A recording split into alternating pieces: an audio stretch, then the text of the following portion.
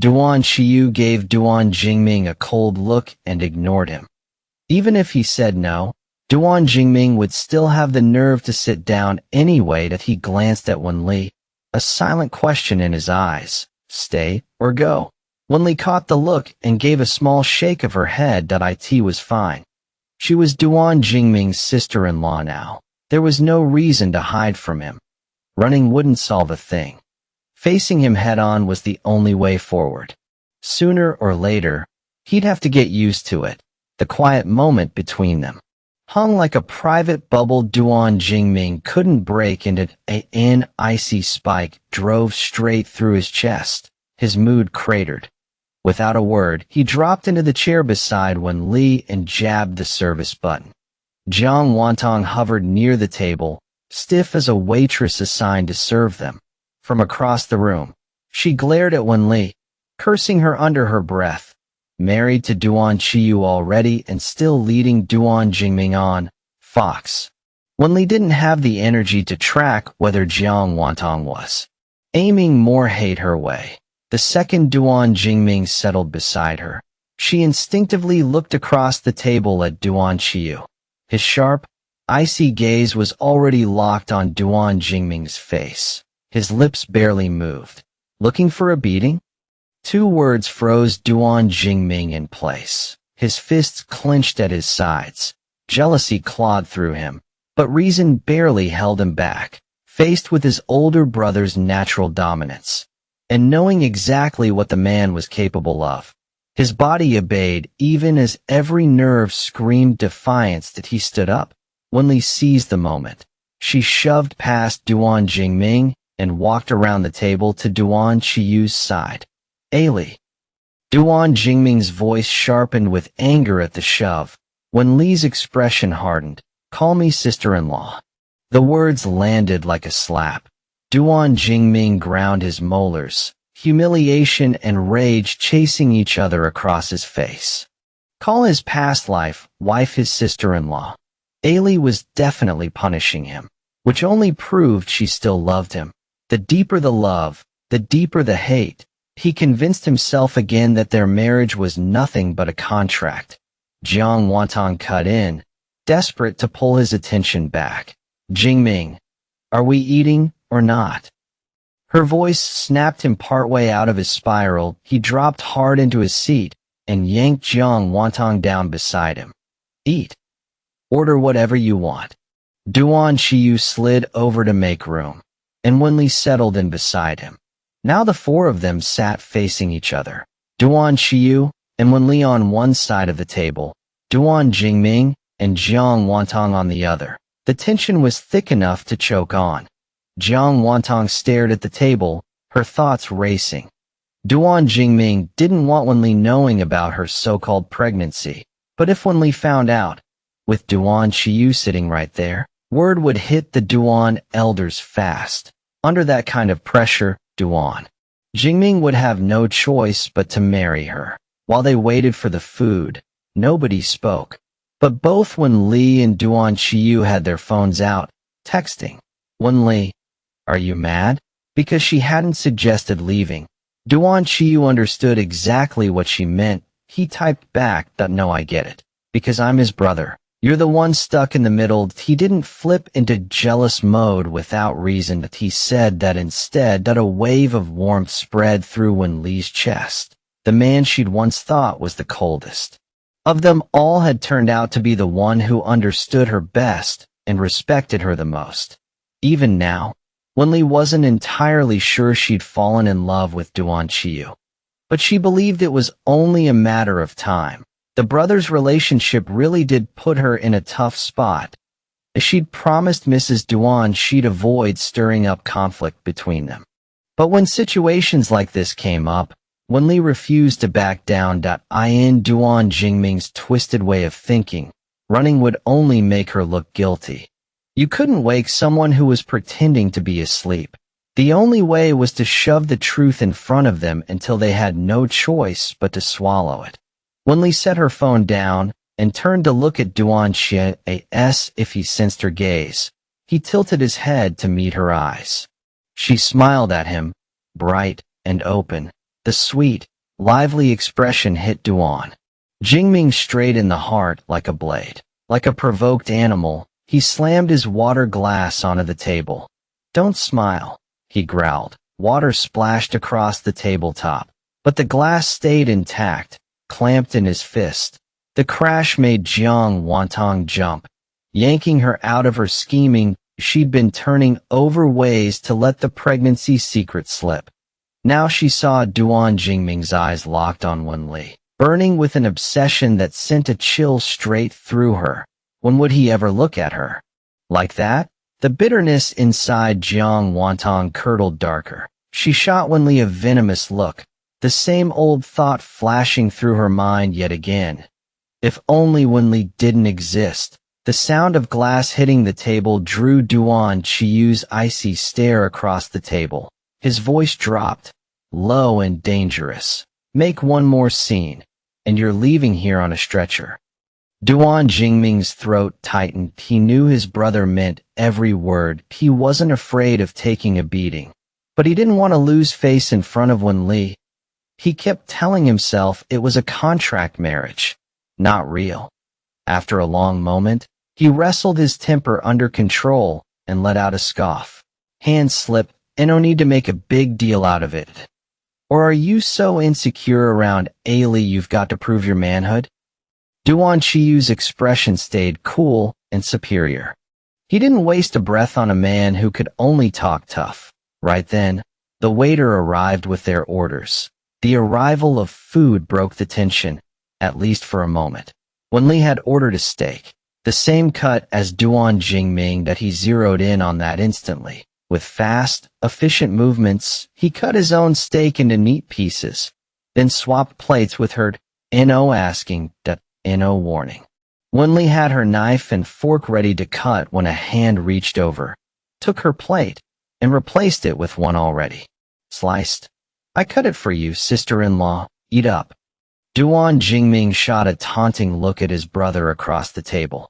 The mood at the table sank into something ugly. Duan Qiyu ran his tongue along his teeth, a rare, dangerous smile flickering across his face. Duan Jingming's move was nothing but petty that if he let it get under his skin, he'd look small that if he ignored it. The anger still smoldered. Before Duan Qiyu could react, Wen Li pulled her plate back, her tone ice cold. "I didn't ask you to do that. Focus on your girlfriend." What she meant as a clear boundary landed on Jiang Wantang like a direct insult. She clenched her skirt in her fist, another scalding layer of humiliation added to her growing hate. Duan Qiyu moved fast, matching Wen Li's cue without missing a beat. He placed the cut steak back in front of Duan Jingming. The sight made Duan Jingming's teeth grind. He felt like a complete fool. The two of them moved in perfect sync. Locking him out completely, he slammed his hand on the table, his voice rising to a near shout. "Don't forget, I'm your second brother." Wen Li slid him a sideways look. "Second brother is the past. You're my brother-in-law now." Duan Jingming's jaw tightened at a cold, humorless laugh escaped him. "Don't ever expect me to call you sister-in-law. Not in this lifetime." Jiang Wantang had reached her limit. She saw her opening, brought her napkin to her lips, and forced a theatrical gag. "Ugh." She pressed the cloth to her mouth, shoulders shaking as she sold the act. Duan Jingming's face drained of color, the flicker of guilt shot through his eyes. Could that be morning sickness? Without a word, he grabbed Jiang Wantang's wrist and hauled her toward the restroom. He didn't catch the smug little curve of her lips as she ducked her head and let him drag her away. Once they were gone, Wen Li and Duan Qiyu traded a glance, both thinking the same thing. Wen Li remembered the gossip Sun Yin had passed along. Someone had spotted Jiang Wantang and Yi Xiao at the hospital, walking out of the OBGYN wing. But throwing up didn't automatically mean pregnancy. Could just be a bad stomach. She didn't dwell on it. Duan Qiyu, though, hadn't missed the flash of panic on his younger brother's face. Something was off. In the restroom, Jiang Wantang bent over the sink and forced out a Couple more dry heaves.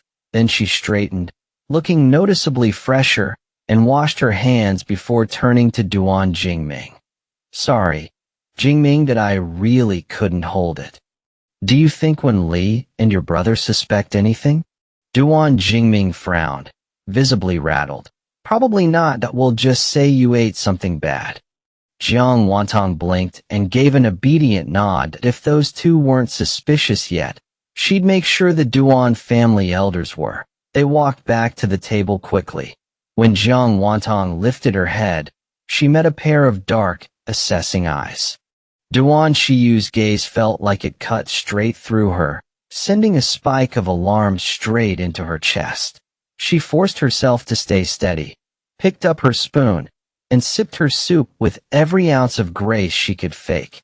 Yes, Duan Qiyu was Wen Li's husband now, but he was still the eldest son of the Duan family. If he decided to block her from marrying in, all her scheming would be worth nothing. The thought only sharpened her jealousy toward Wen Li. Duan Jingming was still hung up on her. Duan Qiyu had married her. Wen Li, the eldest daughter-in-law of the Duans. That bitch had been working both brothers since they were kids. When Duan Jingming sat back down, his eyes darted toward Wen Li with guilt written all over his face. He watched her for a moment, relieved to see she looked perfectly fine, entirely uninterested in Jiang Wantang's earlier performance. The rest of the meal passed in silence. The only sounds were the clink of silverware. None of the four of them spoke. Wen Li finished first. The second she set down her fork, Duan Qiyu did the same. I'm done too, he said quietly, pulling a napkin free and handing it to her. Thanks. Wen Li wiped her mouth. Let's go. They paid and left together. Duan Jingming stared at their retreating figures, bitterness flooding his chest. Jingming. Jiang Wantang's smile didn't reach her eyes. I'm finished. He grunted, distracted. Let's go. Outside the restaurant, when Li and Duan Qiyu reached the car, she stopped him. You go. Yeah. Your tie's crooked. Duan Qiyu raised a hand to fix it, but when Li reached out first and adjusted it herself, her movements weren't exactly smooth, but her focus was absolute. Duan Qiyu's Adam's apple bobbed that a faint wash of color crept to the tips of his ears that he'd imagined what it would feel like, having the woman he loved fix his tie. Now it was real. And she'd done it without him saying a word. When Wen Li finished and looked up, she caught the smile shimmering in his eyes. Those long, narrow, deep-set eyes, hooded just slightly, were dangerously captivating. Heat flooded Wen Li's face. She wasn't even sure why she'd reached out so naturally just now. She tried to step back, but a strong arm circled her waist and tugged her in. Before she knew it, she was flush against Duan Qiyu's chest. You tease me and then try to run? He murmured, a soft laugh rumbling in his throat. Wen Li's face burned hotter.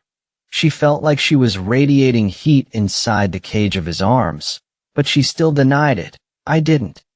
Honestly, she hadn't meant anything by it. Duan Qiyu's lips curved into a lazy smile that he flicked a brief glance at Duan Jingming, who was storming toward them in a rage, then pulled Wen Li even closer to anyone watching.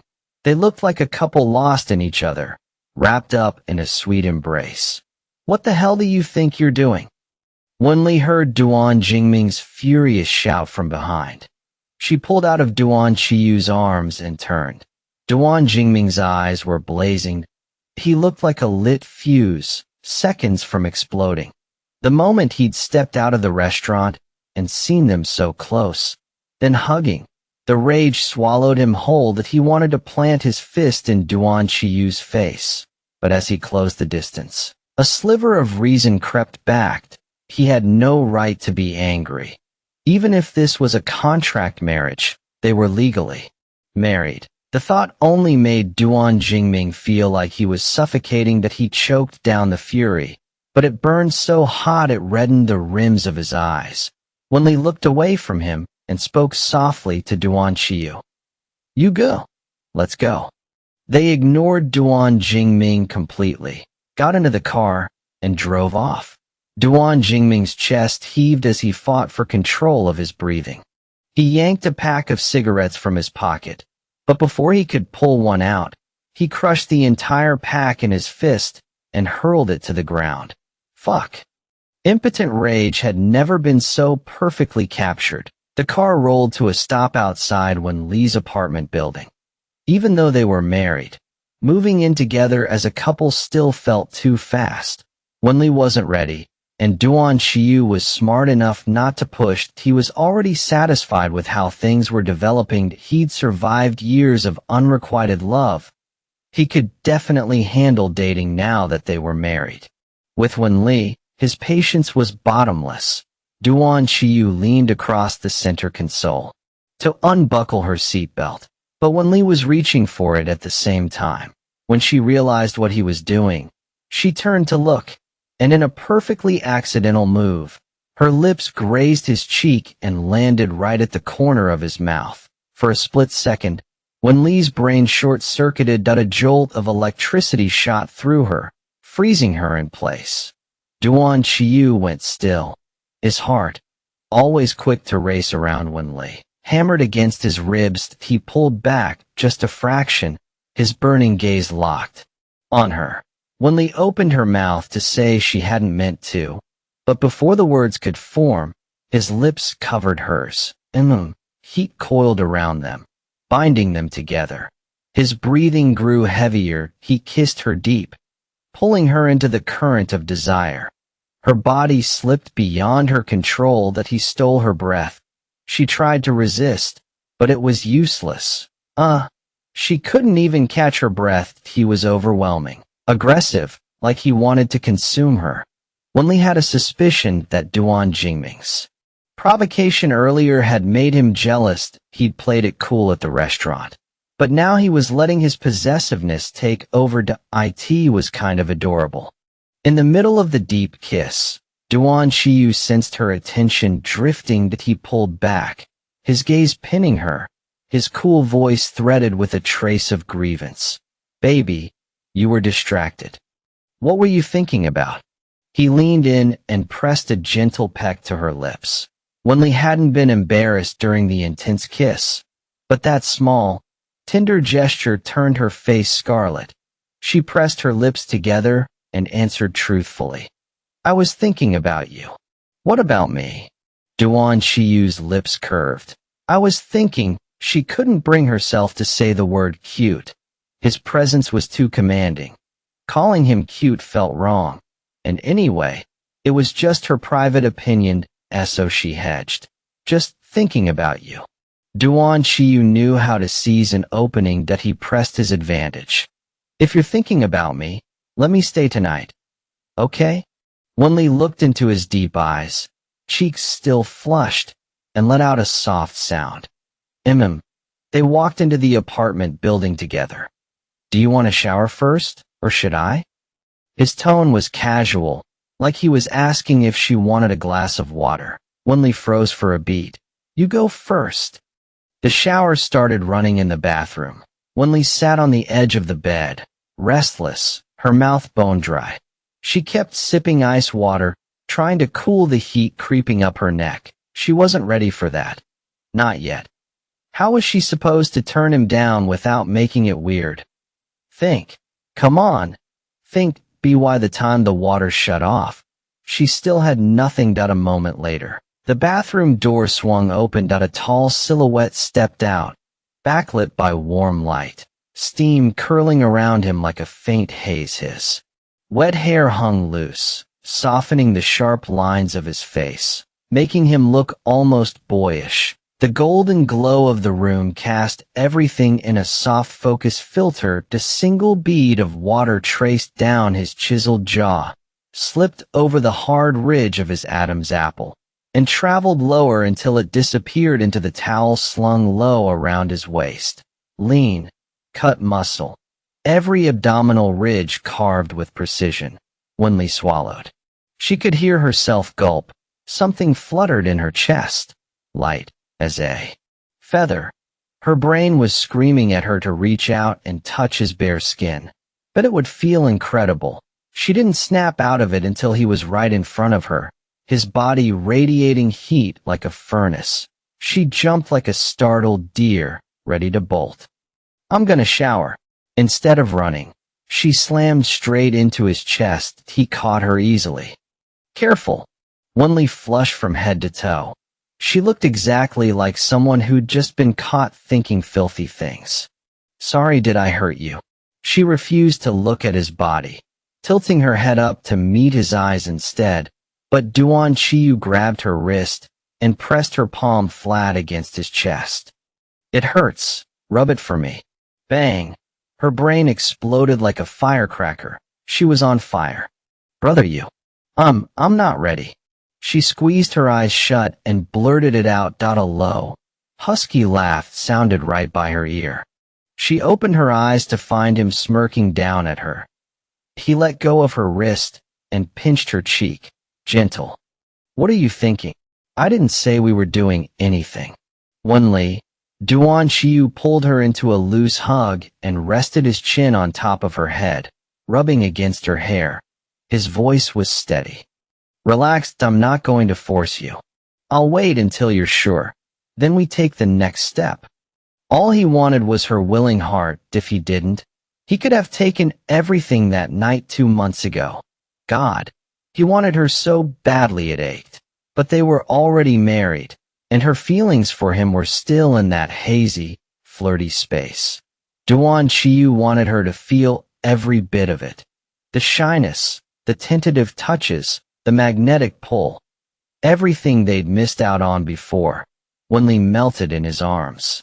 His words wrapped around her like a blanket. A wide grin spread across her face, her happiness spilling from the corners of her eyes all the way down to her heart. "Thanks, brother, you." A good partner fulfills the emotional needs you never say out loud. She was lucky. She had 1.2 days later, while Wen Li was working, she received the retouched family photo from Chun Xu.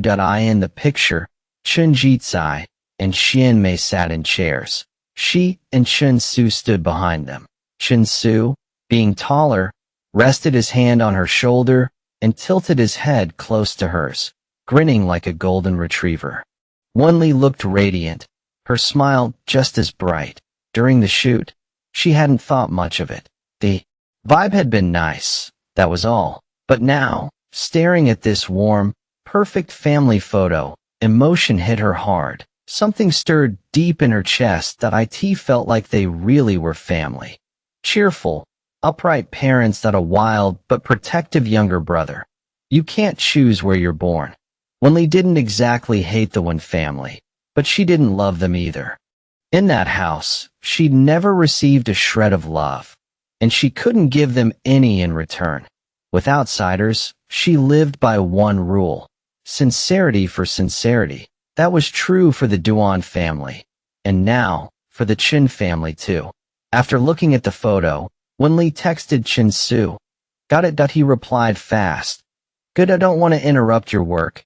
Sis, let's grab a meal when you're free." She sent back an okay emoji.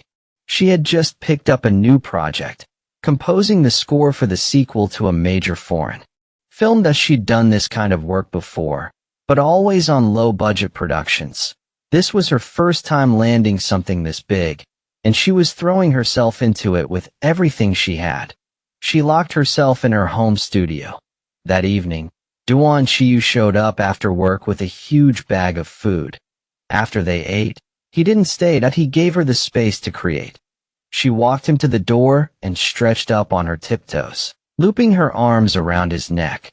She pressed a soft kiss to his lips. He pulled her in immediately, her body flush against his, and kissed her back, mouth sliding against mouth with barely restrained hunger. "Don't tease me. Baby, I have zero resistance when it comes to you." Wen Li's face burned. She pulled back. "Be brother, you drive safe."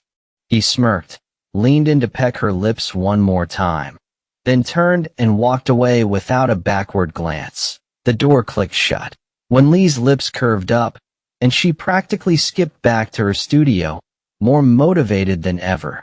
That afternoon, after Chin Su sent Wen Li the family photo, he posted it on his Moments. Caption: Fresh family photo. Why is my sister so pretty? An hour later, in a gaming room, a group of young rich kids were deep in a match point. One of them, whose character had just died, cursed under his breath and grabbed his phone to scroll through Moments while waiting for the next round. As he scrolled, a post caught his eye. He tapped to enlarge the photo, frowned. Then his eyes went wide. Without a word, he shoved the guy next to him. Wen Ling, caught off guard, got pushed hard enough that his character got one shot by the enemy. He ripped off his headset and hollered, "What the hell, Skinny Monkey? You trying to get me killed?" Skinny Monkey didn't look bothered. He just turned his phone screen toward Wen Ling. "Isn't that your sister? In a family photo?" Wen Li was gorgeous. Every one of Wen Ling's rich kid friends recognized her if they'd ever met her. Skinny Monkey wasn't asking because he wasn't sure, he was asking because he was genuinely confused. Why was Wen Li in a Chun family photo, looking all cozy with Chin Su? Wen Ling shot a glance at the screen, his almond-shaped eyes, so similar to his sister's, locking onto the image. The second he saw Wen Li's face, his brain went blank. The clacking of keyboards around him faded into nothing. "Hey, you in there?" Skinny Monkey waved his phone in front of Wen Ling's face. Wen Ling snapped out of it. Without a word, he pulled out his own phone, opened Moments, and scrolled until he found the post Chin Su had made an hour ago. He gripped his phone so hard his knuckles went white that he stared at that smiling face in the photo, over and over. Chin Su, that arrogant jerk, had his arm around Wen Li's shoulder, tilting his head like some pathetic lapdog. The caption beneath the photo felt like nails being driven into Wen Ling's eyes. Skinny Monkey watched him staring at his phone in silence. He was about to say something when Wen Ling suddenly shot up, grabbed his headset off the desk, and slammed it into the monitor in front of him. Bam! The $2,000 headset snapped clean in half. The even more expensive monitor now had a dent in it. The game screen flickered twice, then went black. Everyone in the room froze. One by one, they pulled off their headsets and stared at Wen Ling. Dead silence. It was like the air had turned to concrete, and no one dared to speak. After about 10 seconds, Wen Ling moved. He was gripping his phone, typing something to someone. 30 seconds later, Chin Su received a message from Wen Ling, 8 o'clock. Club. See me. Chin Su smirked when he read it. He knew that kid would reach out the second he saw the post. He just wasn't sure what Wen Ling wanted to say. Given how badly he'd treated Wen Li, Chin Su couldn't guess where his head was at. He accepted without hesitation. Sure be why the time Chin Su pushed open the private room door at 8. He found Wen Ling sitting alone on the couch, drinking. Usually, Wen Ling loved being surrounded by noise and people, but tonight, he was here by himself. Chin Su snorted. "Whoa, what a surprise, Master Wen. Flying solo tonight." Wen Ling shot him a cold glare.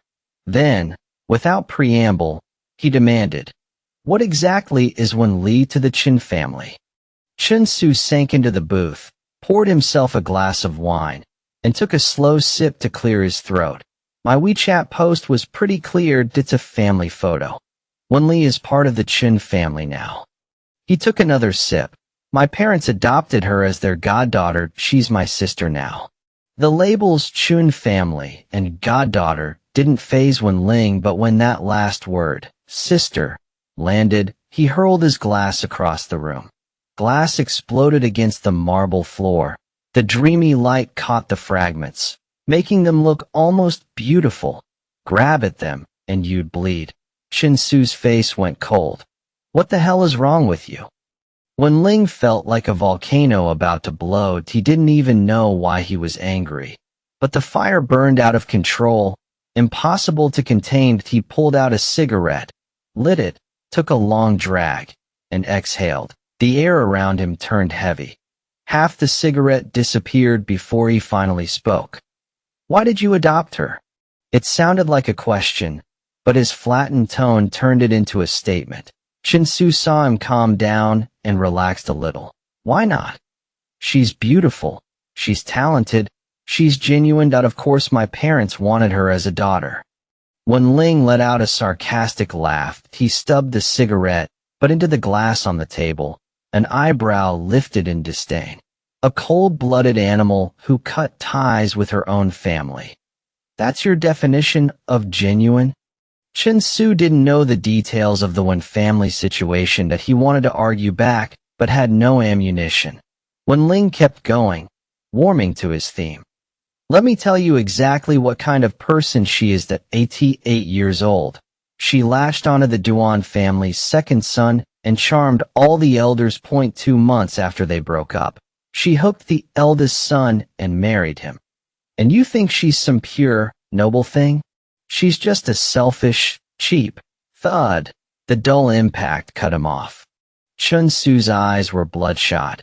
Fists clenched, he roared at Wen Ling. You don't even deserve to call yourself her brother. He didn't know Wen Li's past, but he trusted his gut. She was none of those things. Wen Ling's head snapped to the side. Blood trickled from his lip that he touched it, then sprang up and kicked Chin-Su hard. They tangled up in an instant. Wen Ling threw a punch, teeth grinding. You pathetic lapdog, sucking up to her for the Duan family's connections. You're garbage, and you know it. Chin-Su kicked him back. No my ass. You're the moron. The Chen family accepted Wen Li for who she is. What does the Duan family have to do with it? Don't pin that crap on me. Punches and kicks flew. The entire private room got trashed. The noise drew the club staff, who finally pulled them apart. Even separated, they kept cursing at each other. The manager knew this wasn't over. They'd start up again any second. He made them pay for the damages first. Both rich boys pulled out cards and tossed them on the table. Wen Ling, check it right that I pay half. Not a single cent more. Chin-Su, round it to 2 decimal places, not a penny extra. The manager swallowed his annoyance and split the bill exactly in half. After paying, the staff politely escorted the two outside. They could finish their fight out there. They were bothering the guests. Neither wanted to stay in the room anyway, so they stepped out of the club. The time it took to settle the bill had cooled their hot heads a little. Outside, the wind hit them, and suddenly everything hurt. Without a word, they both sat down on the nearby steps. Neither spoke to the other. They just pulled out their phones. When Ling called his driver, "Pick me up." Chin-Su started to do the same, but then he thought better of it and dialed Wen Li instead. "Hey sis, come get me at 0 Degrees Club. I need the hospital. Some guy just beat me up." His voice carried on the wind to Wen Ling, who frowned. Chin-Su hung up and shot a cold smirk in his direction. That fight had made one thing clear. Wen Ling was jealous, sour grapes. He didn't get what he wanted, so he tried to destroy it. If he really hated Wen Li the way he claimed, he wouldn't have lost it like that. He was furious because she'd left the Wen family. She wasn't his sister anymore. Whatever made her cut ties so decisively? It had to be something the Wens did that she couldn't accept. Chin-Su wanted Wen Ling to see with his own eyes that the sister he kept trashing was now someone else's sister. Let him choke on it. Wen Li hung up and changed immediately. Late summer, early autumn. The night wind already carried a hint of fall. She threw on a thin black long coat, left her hair loose, and took a cab straight to 0 Degrees Club. Getting out, she saw 2 people sitting on the nearby steps, both bruised and bloody. Her gaze sharpened.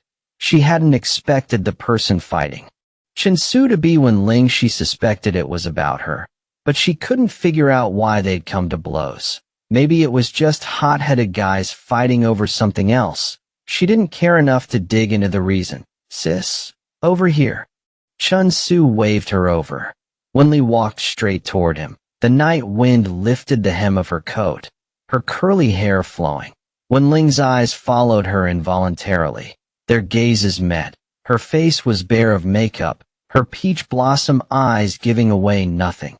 When she saw him, she just looked away calmly, as if he were a stranger on the street. Something twisted in Wen Ling's chest that he couldn't breathe. Wen Li stopped in front of Chen Su. He tilted his head up to look at her. Tonight, he'd skipped his usual loud floral shirt. Instead, he wore a vintage blue gingham shirt, black high-waisted straight-leg pants, and a black leather belt. An almost college boy retro vibe. She had to admit, his innocent face was deceiving. He played the sweet card well. Did you drive? I'll take you to the hospital. Wen Li had gotten her license right out of high school that she'd never bought a car, but she used to drive Duan Jingming's all the time. Not since her rebirth, though. Chen Su pointed. Car's over there. He fished the keys from his pocket and handed them to her.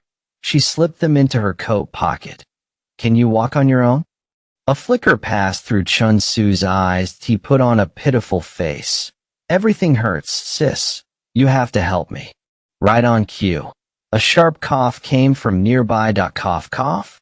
They both looked over. Wen Ling was bent double, coughing hard, but he spit. There was blood in it. His silver flight jacket hung open. The silver chain around his neck swung with each cough, peeking out from under his collar. Restless, just like its owner. When the coughing finally stopped, he stayed bent over, his head turned to side-eye Wen Li. The same peach blossom eyes that looked deep and loving on Wen Li's face looked sharp and mean on Wen Ling's. Brother and sister had inherited good genes, but the effect was completely different. When Li met his gaze head-on on his face, she saw the same malicious smirk he'd worn since childhood. Then Chen Su's whine cut through. Big sis. Help me, okay? She looked away, reached out, and took his wrist, draping his arm over her shoulder. Chen Su shot a triumphant look at Wen Ling over her shoulder, then played along, careful not to put his full weight on her. She started walking him toward the parking lot. Am I heavy, sis? Not really. She knew he was holding back. They weren't the same build. Behind them, a pair of eyes burned into their backs. Wen Ling's blood boiled. He watched them get farther and farther away, then couldn't help himself. He stood up and roared. Wen Li. Wen Ling's roar tore loose, tangled with feelings he couldn't name. Was he furious that Wen Li wanted nothing to do with the Wen family, that she refused to see him as her brother? Or was it the simple fact that after all these years, she had never let him close? And now, in this endless push and pull, he had lost her completely. Wen Li didn't stop walking. She kept moving, one arm wrapped firmly around Chen Su, guiding him forward. The wind snapped at the hem of her coat, stirring an unease she refused to acknowledge. When she didn't even pause, Wen Ling's anger shattered the last wall inside him. That a raw surge of force he'd never felt before tore through his chest and ripped a single word out of him. Sis. Wen Li's steps hitched, just for a breath. Then both figures vanished from Wen Ling's burning gaze. He collapsed back onto the step, as if every ounce of strength had drained away. The wind swept past, and the silence swallowed him whole. From his earliest memories, Wen Ling knew their parents loved him more. His mother flat out hated Wen Li. Giving birth to her had nearly killed her, and she'd spent Wen Ling's whole childhood calling his sister a curse. His father was a stern man who poured most of his time into running the company at first. Wen Ling believed his father treated them equally. Then, when he was 6, and Wen Li was 8, he fell into the water. Without a flicker of hesitation, his father slapped Wen Li across the face. Wen Ling had frozen in his mother's arms, watching his sister walk away with blood dripping from her nose. For the first time, guilt gnawed at him. He told his parents the truth. But they told him Wen Li was the older sister, and an older sister was supposed to take care of her younger brother. She was supposed to spoil him. Wen Ling let them convince him. What he really wanted was Wen Li's affection. Instead of doting on him, she acted like he didn't exist. That stung his pride. So he started teasing her, trying to force her to notice him. By the time they hit their teens and the divide between boys and girls set in, he stopped those games. They pretty much stayed out of each other's way. Wen Li started spending more time at the Duan household, and she grew more cheerful. Sometimes, when she was in a good mood, she would even throw him a small smile. Wen Li never admitted it out loud, but that smile lit him up inside. His sister was beautiful, prettier than any girl at his school, but he would never tell her that. He had learned to handle Wen Li with sharp, hurtful words. He'd watched other siblings act easy and warm, laughing, joking, completely comfortable. He sneered at that. He and Wen Li were different. He told himself that difference was something special. Wen Li always believed that no matter how ugly things got, they were still blood, bone deep. They had seen each other at their worst. They had lived under the same roof. When their parents were gone, they would be all each other had. Now he wasn't so sure. It turned out the bond he'd counted on could snap like a dry twig. She had a new family now, a new brother. Years ago, she could walk coldly away from that pool, and then turn around and jump in to save him.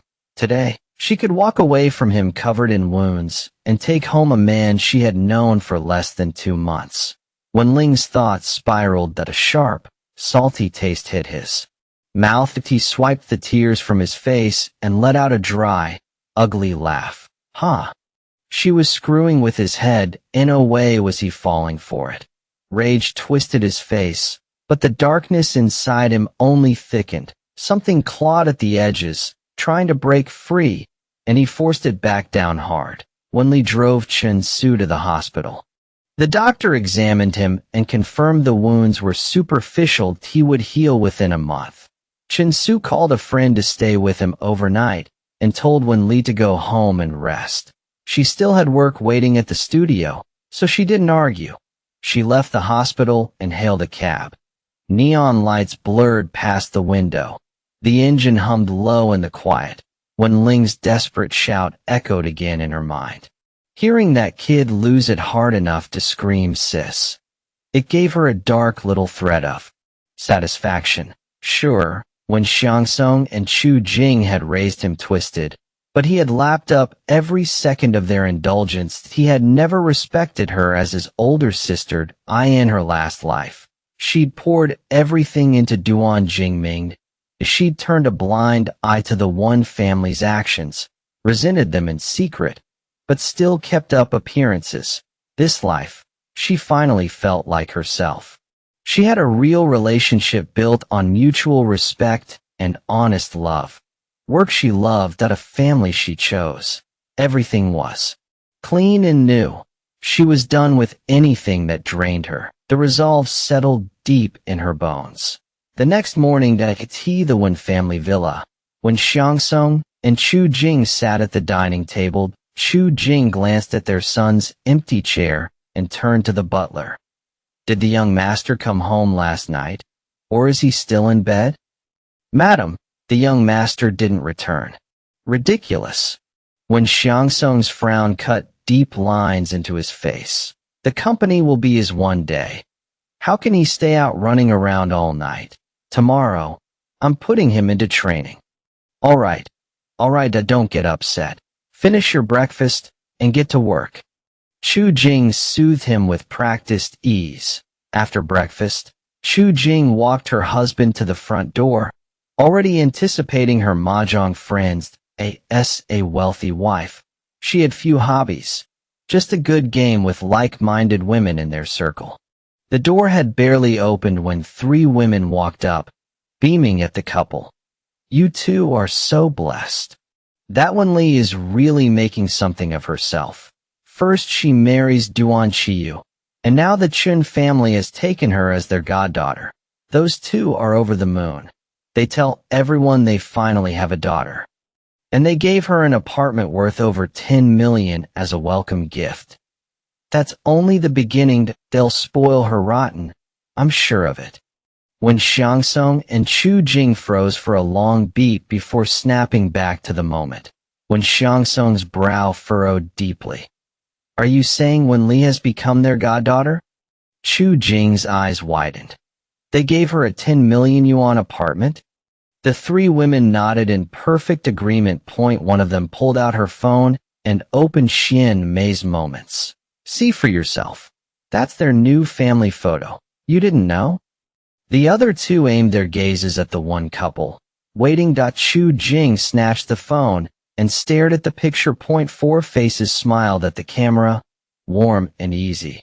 Wen Li stood just behind Xian Mei, the same curve on their lips. Like real mother and daughter. Chu Jing's grip tightened until her knuckles went white. The phone's owner registered her strange expression and took the device back. Looks like you really didn't know.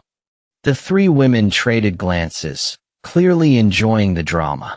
Maybe outsiders didn't know the details, but these longtime mahjong friends were well aware that Wen Li was the daughter nobody wanted. And now look at her. She had climbed so high the Wen family couldn't reach her anymore. Married into the elite Duan family. Adopted into the wealthy Qin family. They had shoved their own daughter out the door, and she had never looked back. Wen Xiangsong's face darkened to stone. Without a word, he strode off, the strap of his briefcase nearly snapping in his grip. Chu Jing forced a brittle smile. Li mentioned it. Her father and I just didn't think much of it. That I have things to take care of today, so no mahjong. That will reschedule. The women smiled, sly and knowing, and took their leave. That it didn't take long. Gossip rippled through the capital's elite circles. The one couple doted on their son, neglected their daughter, and now their daughter had cut them off clean. Wen Xiangsong and Chu Jing felt as if everyone was whispering just out of earshot. But that storm was still brewing. That evening, as Wen Li walked out of the art troupe building, she spotted her father's car. The driver, Driver Wang, hurried over. Miss, your father is waiting in the car. Wen Li didn't understand how Wen Xiangsong had the nerve to show his face after their last fight. She angled her body to walk past him. Driver Wang stepped into her path. Miss, please don't make this hard for me. She thought of his paralyzed son at home.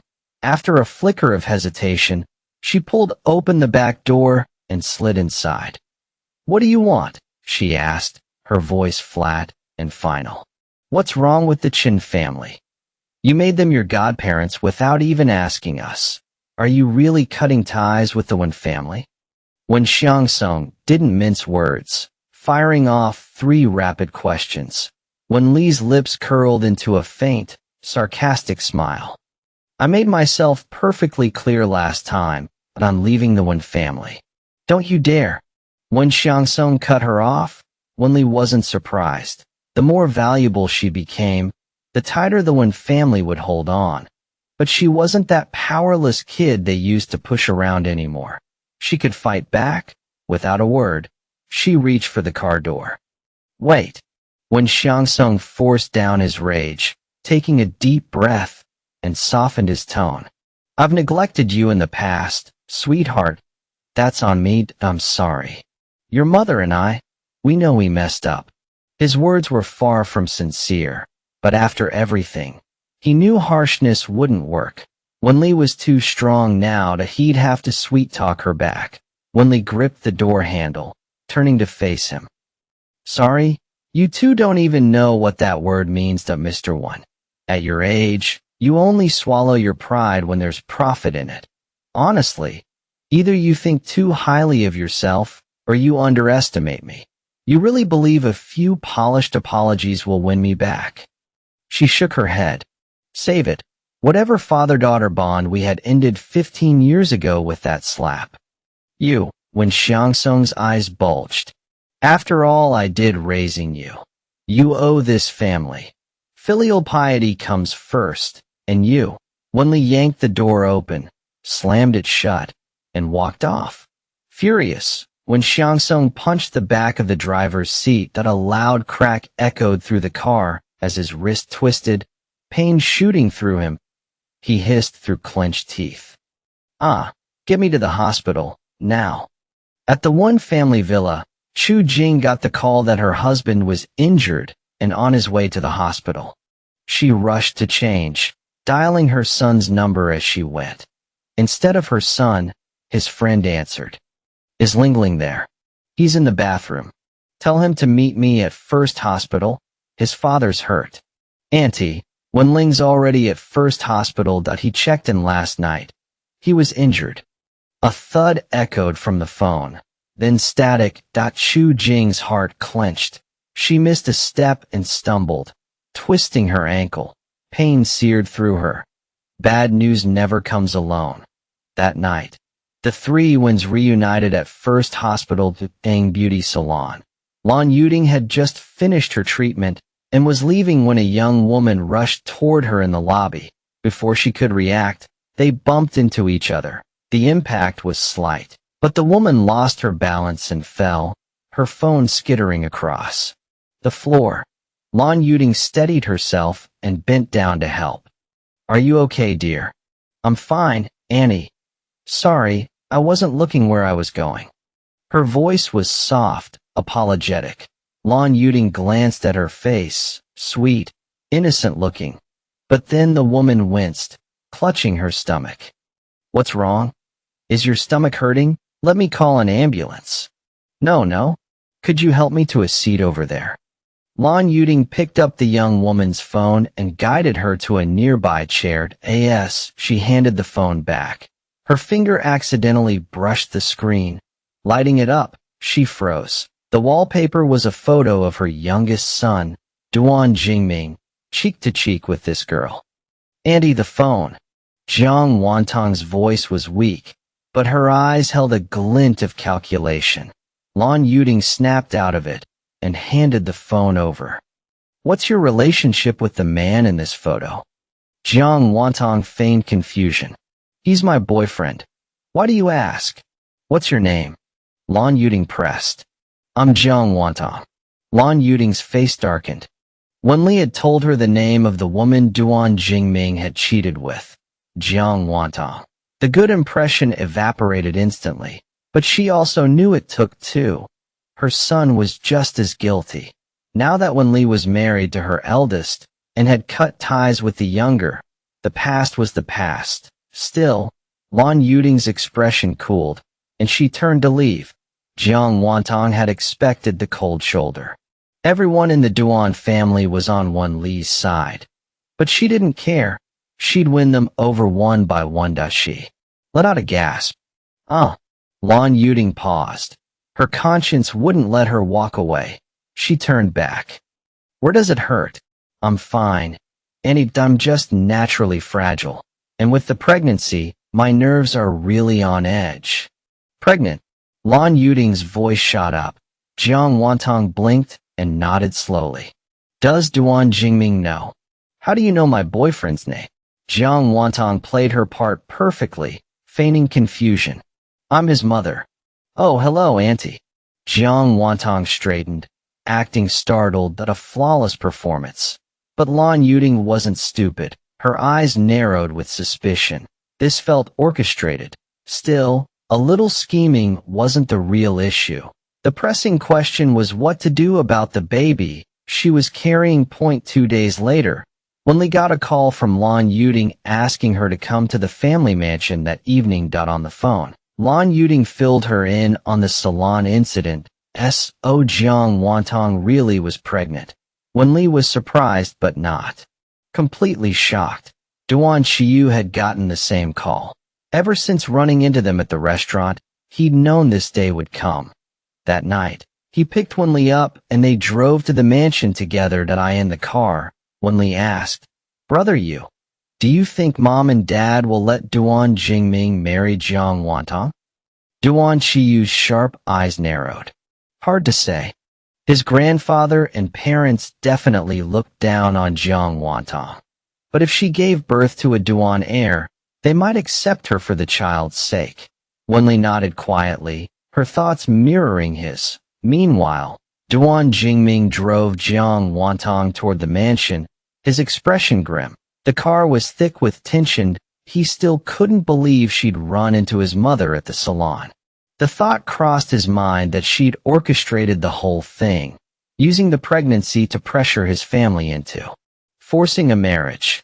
But she'd immediately shut that down. Jiang Wantang loved him, and by the timeline, the baby was definitely his. Duan Jingming had never doubted that. Her words only deepened his pity. Besides, he couldn't stomach the idea of his own child being claimed by someone else. That it was his first child, that in his past life. He'd been married to Wen Li for 5 years without children. They were both healthy. They just couldn't conceive. Now, Duan Jingming could only grit his teeth and see what his family decided. But what twisted his gut was how Wen Li would see him now. And how could he ever win her back? His mind was a mess. He drove in silence, in the passenger seat. Jiang Wantang watched the mansion loom closer, ecstatic. Everything was unfolding better than she'd imagined. Heaven was on her side. The two brothers' cars pulled up one after the other. All four stepped out at once, facing each other. When Duan Jingming saw Wen Li, he instinctively stepped forward. Ollie. But before he could take another step, Duan Qiyu wrapped an arm around Wen Li's waist and headed inside. They didn't even glance back. Wen Li was breathtaking in her red qipao. Duan Qiyu cold and proud in his dark suit. The sight of them together, so intimate and perfect, sliced through Duan Jingming like a blade. He wanted to tear them apart. She had always been his. In his last life, they were husband and wife. His fists clenched, knuckles cracking. Jiang Wantang watched his dark expression, smothering her own anger. She slipped her arm through his. Jingming, let's go inside too. The living room felt like a pressure cooker. Duan Tianshi sat in the center of the main sofa, flanked by Duan Qianfeng and Lan Yuding. Their faces could have been carved from stone. Even Lan Yuding, who usually played peacemaker, had let her smile go flat. Wen Li had seen this coming. The elders weren't stupid. Jiang Wantang's scheme was paper-thin, a convenient run-in at a beauty salon, then a pregnancy announcement hot on its heels, motive written all over it. Only Duan Jingming, still nursing a decade-old torch for his first love, would swallow it whole. Fine. That was their disaster to sort out. If this baby got Duan Jingming to stop circling her like a shark, Wen Li would happily watch those two ride off into the sunset together. She greeted the three elders, then followed Duan Qiyu to the sofa on the right. Duan Jingming and Jiang Wantang slipped in behind them and settled on the left. The seating arrangement said it all. Two couples, two sides of a battlefield. Once everyone was seated, Lan Yuding's voice cut through the silence, cold and aimed squarely at her younger son. What's your plan? Duan Jingming knew she meant the pregnancy. His gaze flicked across the room to Wen Li, his jaw set tight. Wantang keeps the baby. And then, Lan Yuding pressed, the child will be raised here. In the Duan family. Beside him, Jiang Wantang kept her expression neutral. She'd expected that answer. The man was still daydreaming about getting Wen Li back, even though she was already his sister-in-law. What kind of hold did that woman have on him? Everyone in the room understood Duan Jingming's meaning perfectly. He'd take the child, but not the mother. It sounded cruel because it was cruel. But Jiang Wantang wasn't some innocent victim either. The Duan elders had zero sympathy for a woman who tried to pregnancy hop her way up the social ladder, especially one who'd knowingly stepped into another woman's marriage. That was ancient history now. Wen Li had moved on. She was married to Duan Qiyu, but the scars still ran through the family like fault lines. Lan Yuding said nothing. She simply looked at her husband. Duan Qianfeng cleared his throat. Miss Jiang. What do you want? Jiang Wantang threaded her arm through Duan Jingming's and tilted her head. All soft eyes and careful words. I'll follow Jingming's lead. Duan Qianfeng and Lan Yuding exchanged a look. Relief flickered there, barely masked, at least she wasn't demanding a wedding. That would have been a real problem. The Duan family didn't gatekeep by status, but Jiang Wantang wasn't even in the ballpark of being second young mistress material. She had a pretty face and nothing else. They still couldn't fathom how their son had strayed with someone like her and shattered Wen Li in the process. But facts were facts. They had to swallow it. Duan Jingming's rigid posture loosened, that a trace of arrogance crept back into his expression. Her answer had pleased him, clearly. Jiang Wantang knew exactly how to play this game. Sweet talk was her sharpest weapon, and she wasn't about to overplay her hand. Push too hard now, and she'd lose Duan Jingming while making the elders hate her even more. Point one step back, and the whole world opens up. She was carrying the Duan family's first grandchild. They couldn't brush her aside forever. Sure enough, Duan Qianfeng spoke. Again, starting today, Miss Jiang will stay here at the mansion to rest and look after the pregnancy. Jiang Wantang manufactured a perfect look of surprise and turned to Duan Jingming, as if asking for permission. That he frowned, weighing it for a moment. Your health is fragile. Better to stay where someone can keep an eye on you. Will do what my father says. Okay. Jiang Wantang turned back to Duan Qianfeng, voice warm as honey. Thank you, Uncle. I'm grateful for your concern. Duan Qianfeng's mouth twitched. He knew this girl was running a long game, but he couldn't exactly slap a smiling face. He gave a curt nod. Jiang Wantang's real strategy was already locked and loaded. Move into the Duan mansion, win over the household. Then, at exactly the right moment, stage a miscarriage. Everyone would drown in pity for her. And as the saying went, it's easier to invite a god than to send one away. After that, who would dare kick her out? In those few precious months, she'd sink her hooks into Duan Jingming's heart and plant her roots so deep in the Duan family that no one could tear her out. Grandfather Duan Tianchu's voice cut through the calculations. Ayu, Ollie, what do you two say? Duan Qiyu was lounged back in the sofa, holding Wen Li's hand in his without an ounce of self-consciousness. My wife, and I have no objection. Hearing herself called his wife in front of the entire family made warmth climb up Wen Li's neck. She used to be closer to his parents than she ever was to him.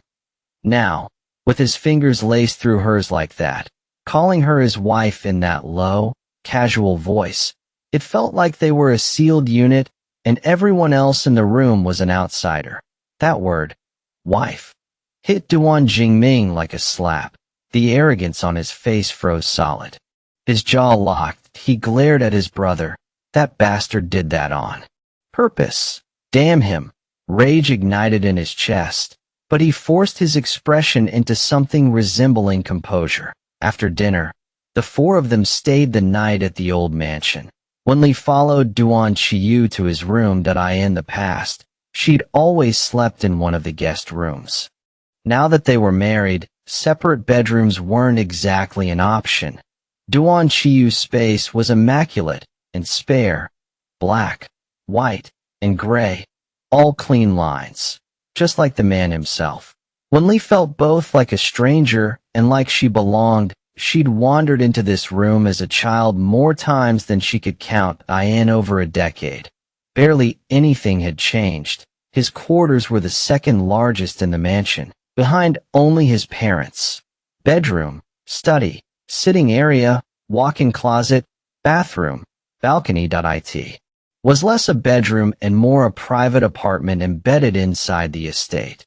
The only thing missing was a kitchen. He didn't need one. The family kept a professional chef on staff. You first or me first? He asked, completely at ease. Wen Li blinked. You go ahead, brother you. Okay. Duan Qiyu turned and headed for the bathroom. Wen Li watched his tall, powerful back disappear through the doorway, and her mind started drifting into dangerous territory. She'd been getting closer to him lately. The old awe she used to feel had faded into something warmer, more intimate. But taking that next step still felt like flooring the accelerator too fast. Even if she was honest with herself, the idea did tempt her. There was that proverb, "What comes too easily is never treasured." That I in Duan Qiyu's world, whatever he wanted, he got that I in her past life. He'd loved her in silence, never possessing her. But that version of him didn't exist anymore. This time around, their relationship had shot forward like a rocket, from that night straight to marriage in 2 months flat. Now Wen Li had to figure out how to actually be with him. She warned herself not to project her memories of a different Duan Qiyu onto this one. She had to experience the man standing in front of her right now. She couldn't let hormones yank her into bed, skipping every step of the emotional climb. Every move she made had to be conscious, willing. She refused to stumble through another relationship blind, only to end up in wreckage. Her new rule was simple: chase happiness with courage, but keep the reins in her own hands. No one was going to cage her like a songbird again. Inside the bathroom, Duan Qiyu had no idea Wen Li was busy mapping out the entire power structure of their relationship. But he was about to feel the results firsthand. When he stepped out in his bathrobe, Wen Li walked toward him with a clean change of clothes in her arms. She stopped right beside him and leaned in like a curious puppy, her nose hovering just near his chest. She breathed in. "That smells good. Can I borrow your body wash, brother you?" The second she leaned close, Duan Qiyu went completely still. His dark eyes locked onto her. Slowly, he bent down until he was at her eye level. That cold, sharp edge in his gaze shifting into something far more dangerous. His lips parted. "Baby, are you flirting with me?" Wen Li's face flushed. She was losing before she'd even started. But losing the battle didn't mean losing the war. She had to fight back. She pushed down the flutter in her chest and raised her right index finger, pressing it against Duan Qiyu's Adam's apple. She traced a slow line down past his collarbone, all the way to where his bathrobe crossed. She lifted her gaze, peach blossom eyes shimmering as she looked at him. "He's my husband, can't I flirt with him?" she countered. Duan Qiyu's throat bobbed that he reached out and caught her right hand, his voice low and rough. "You can." Pleased, Wen Li planted a quick kiss on his cheek, then slipped into the bathroom and locked the door behind her. Duan Qiyu froze for a moment. When he heard the lock click, a soft laugh escaped him. He brushed his thumb over the spot where she'd kissed him, his smile as clean and bright as a young man's. Steam filled the bathroom as Wen Li treated herself to a long, luxurious shower. When she came out in her pajamas, Duan Qiyu was sitting on the sofa with a laptop on his lap, typing away. The screen was a mess of code she couldn't understand. She didn't disturb him. She poured 2 glasses of water and set one on the island counter in front of him. Just as she turned to leave, his hand shot out and grabbed her wrist. He pulled, and she tumbled onto his lap. His laptop was gone. She hadn't even noticed him move it. Duan Qiyu wrapped his arms around her waist, pulling her tight against him. "Let me smell you." He leaned in, burying his face in her neck and shoulder. His straight nose brushed her skin. The warm puff of his breath turned cool and tingly on contact. A soft moan escaped her. "UG."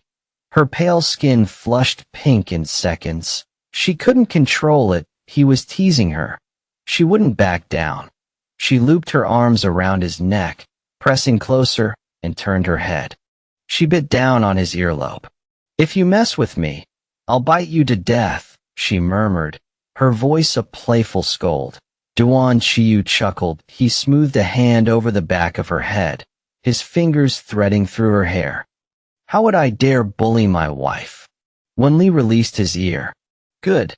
Tonight, I take the bed, you take the couch." "As you command." They smiled at each other. On the other side of the wall, the atmosphere in Duan Jingming's room was far from pleasant. Jiang Wantang had just finished her shower and wanted a kiss. He dodged her. Sleep first. I'm going to the balcony for a smoke. He walked out of the bedroom. Jiang Wantang's eyes darkened. Her fingers clenched the blanket. Duan Jingming stepped onto the outdoor balcony and lit a cigarette. The light was on in the next room. He stared at it, lost in thought. In his mind, he pictured Wen Li and Duan Qiyu kissing. The smoke caught in his throat. Cough. He steadied himself, forcing the image out of his head. No way. There was no way they were really doing that. No matter what Duan Qiyu wanted, Ali wouldn't actually let it happen. She was just pretending to be lovey-dovey with his brother to get under his skin. That had to be it. Duan Jingming racked his brain for a way to get close to Wen Li again. He didn't climb into bed until the early hours of the morning. Wen Li blinked awake, disoriented. It took a moment for her brain to catch up. A knock came from outside the bedroom door. Come in. Duan Qiyu pushed the door open. He was fully dressed, standing tall in the doorway, a slight curve to his lips. Good morning, wife. His cool voice was laced with a hint of warmth, catching her off guard and snapping her fully awake. She hadn't been fully awake after all. She sat up, running a hand self-consciously through her tangled hair. Yuji, good morning. One thin pajama strap had slipped off her shoulder, exposing more of her pale skin. She didn't notice. Duan Qiyu's eyes narrowed. He pressed his lips together, his throat bobbing. His gaze locked onto that loose strap, and he fought the urge to pull it all the way down. Without a word, he walked over, reached out, and hooked the strap back into place. Go get cleaned up. He turned and left the room, closing the door behind him. It took Wen Li a second to process what had just happened. She brought both hands to her cheeks, feeling the heat spreading across her skin. He could have just told me.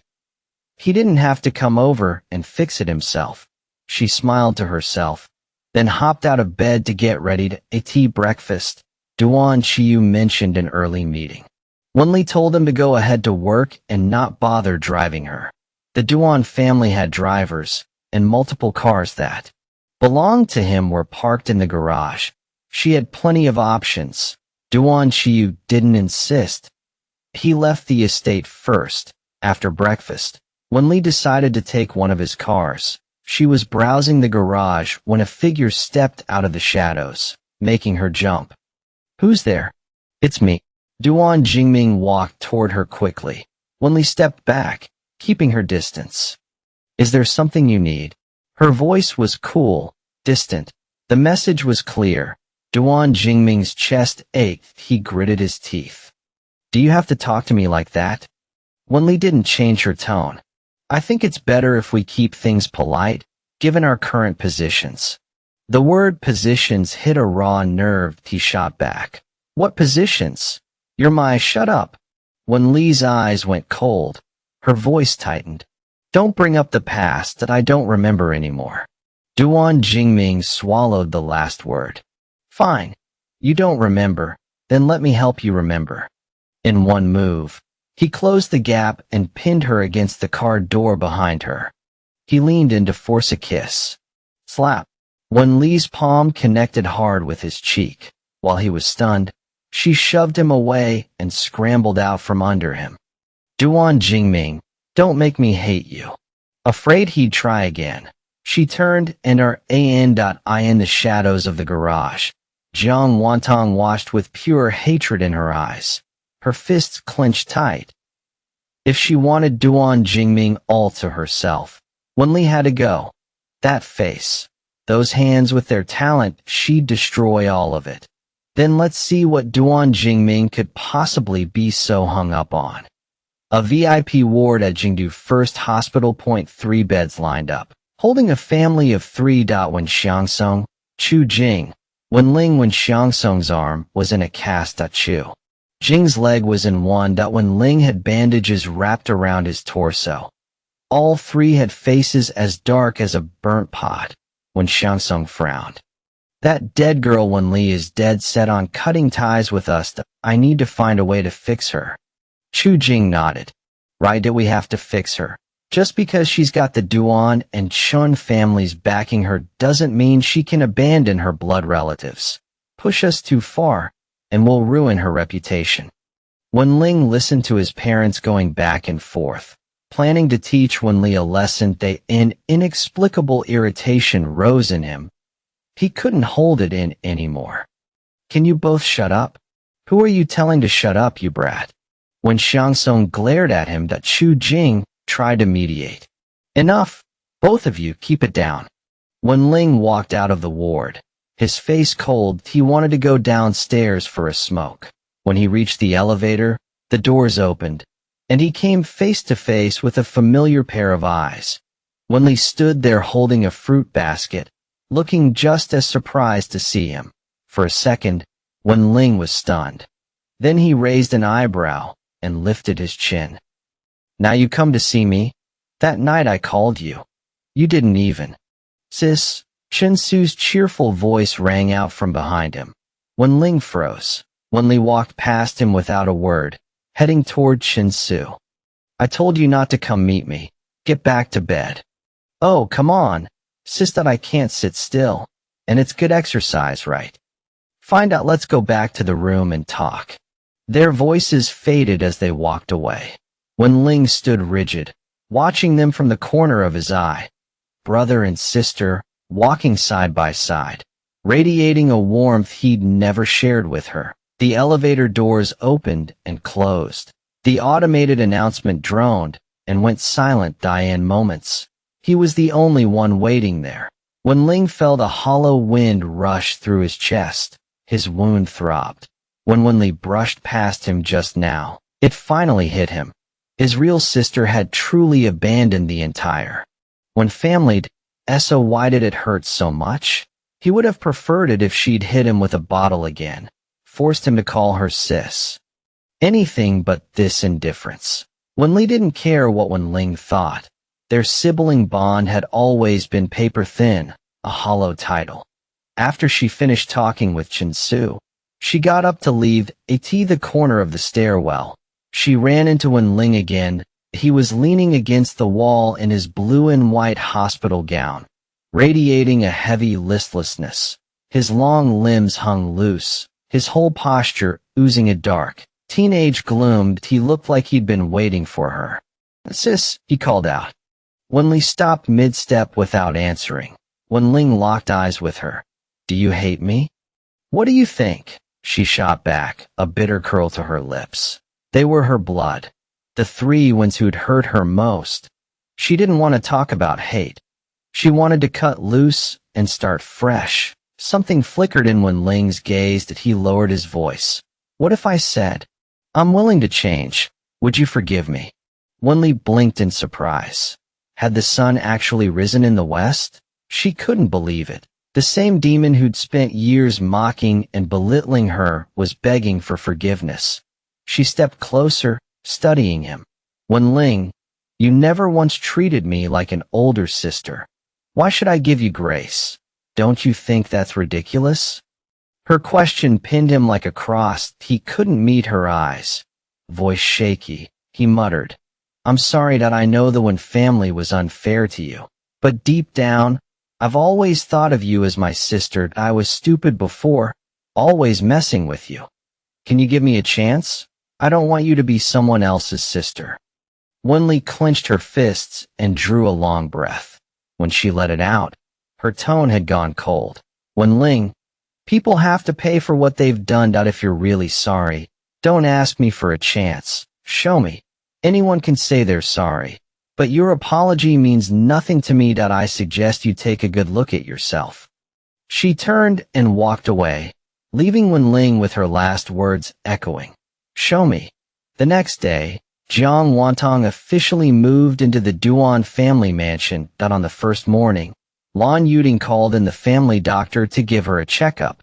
That scared Jiang Wantang so badly, she immediately claimed an urgent matter at work and had to leave. Lan Yuding wasn't happy, but she didn't overthink it. Jiang Wantang ran straight to He Xiao. They'd already agreed. He Xiao would help her marry Duan Jingming. Then they'd cut all ties at So. He Xiao just frowned briefly, slipped her a fake pregnancy test report, and arranged a doctor to back it up.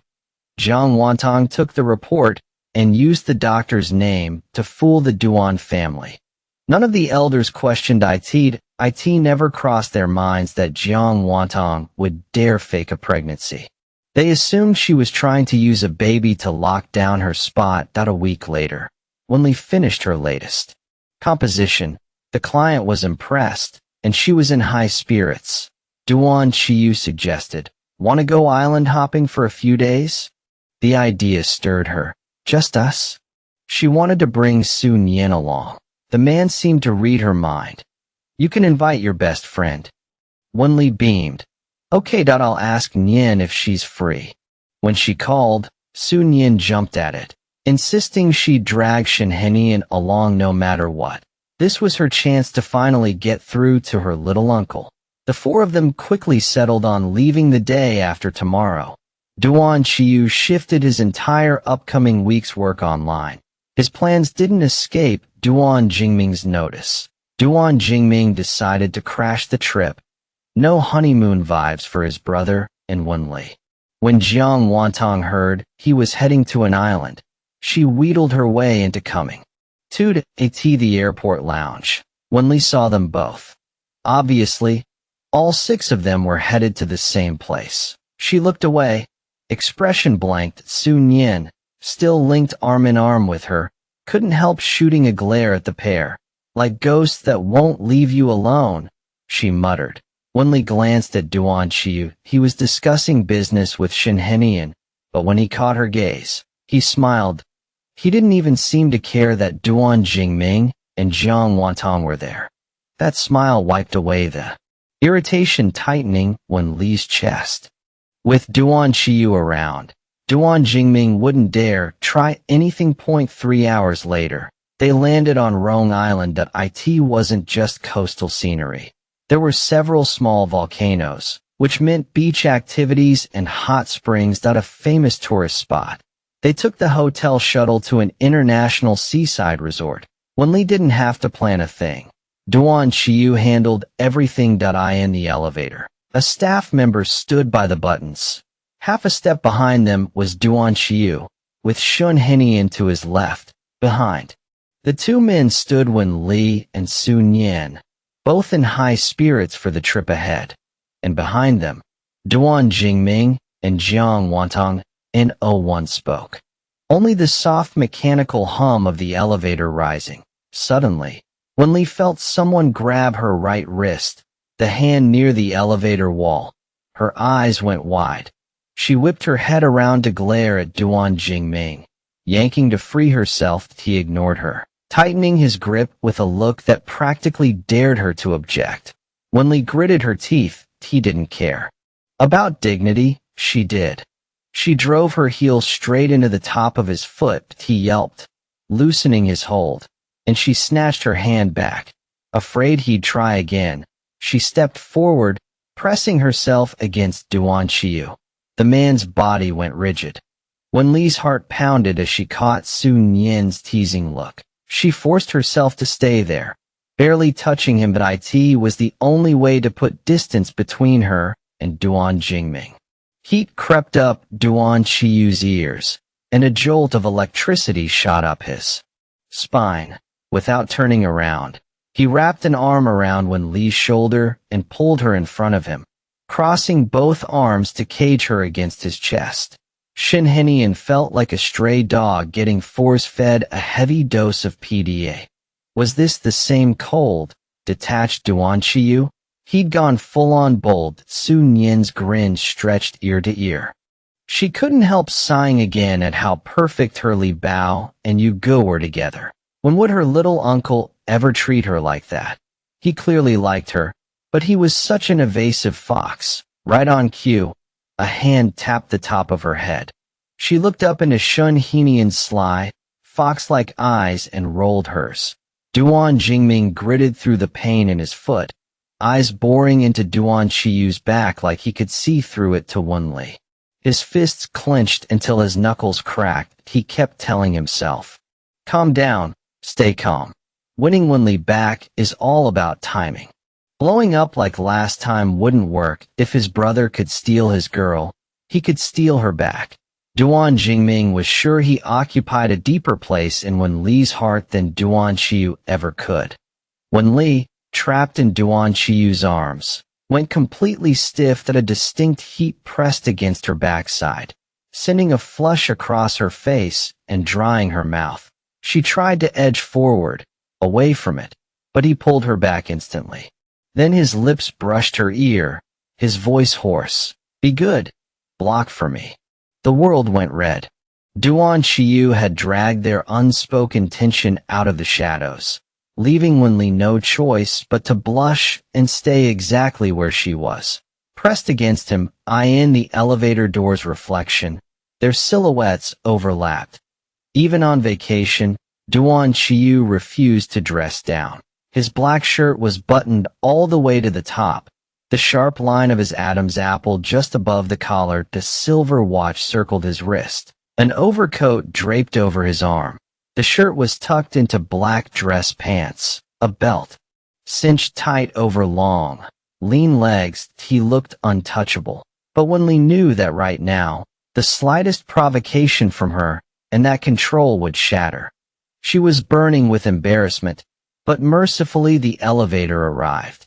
Duan Qiyu released her, and the group stepped out. She stole a glance his way and noticed the coat draped over his arm was perfectly positioned to hide the front of his pants. He seemed to sense her gaze. Those phoenix eyes slid to her. Calm and unblinking, his free hand came up to wrap around her shoulder, and he tilted his head, murmuring, "Laughing at me?" A flicker of mischief danced in her eyes. No, but the corners of her lips gave her away. Duan Qiyu moved his hand from her shoulder to her chin, thumb and forefinger pinching her cheek with a feather-like grip. His cold voice found a sliver of warmth. "I'll deal with you in the room." Heat flooded Wen Li's cheeks. The people around them couldn't hear a word, but anyone with eyes could see just how close they were. Duan Jingming's breath seized in his throat. If Jiang Wantang weren't gripping his arms so tightly, he would have already charged over to rip them apart. The jealousy blazing in his eyes was incinerating the last scraps of his reason. Jiang Wantang saw it all, and her heart bled. This was Wen Li's scheme. Payback aimed straight at her and Duan Jingming. Wen Li was weaponizing Duan Qiyu's affection, stoking Duan Jingming's jealousy, while making sure Jiang Wantang drowned in unrequited misery. Brilliant. Absolutely brilliant. Jiang Wantang's expression darkened. She was more certain than ever. Only by destroying Wen Li would she ever find happiness. 6 people, 2 to a room. Wen Li and Duan Qiyu, Sun Yin and Shen Henian. Jiang Wantang and Duan Jingming. 3 couples on the same floor. Their luggage had already been sent up by the staff. The instant Wen Li walked in, Duan Qiyu pinned her against the wall. "Brother Yu, I was wrong." She tried to wriggle out of trouble with an apology. His cold voice slid over her, edged with something lazy and dangerous. "Baby, what should you be calling me?" Wen Li bit her lower lip. She knew exactly what he wanted to hear, but she couldn't make herself say it. The words stuck in her throat. Before she could figure out how to squirm away, he straightened, letting her go. Duan Qiyu's lips curled. He flicked her forehead gently. "I'll make you say it yourself." His deep eyes burned with a hidden flame. The cool scent of sandalwood washed over her, and Wen Li, as if some spell had taken hold, reached up, wrapped her arms around his neck, rose on her tiptoes, and pressed her lips to his. The coat slid from Duan Qiyu's wrist and hit the floor. He lifted her, pinned her against the wall, and kissed her with fierce possession. Both their hearts pounded. When the deep kiss finally broke, Wen Li collapsed against his shoulder. Gasping for air, Duan Qiyu carried her. to the sofa, set her down gently, then couldn't resist leaning in to peck her lips once more. Get ready. Dinner soon. Wen Li pressed her hands to her heated cheeks. Okay. Dinner was at an open-air restaurant right on the beach.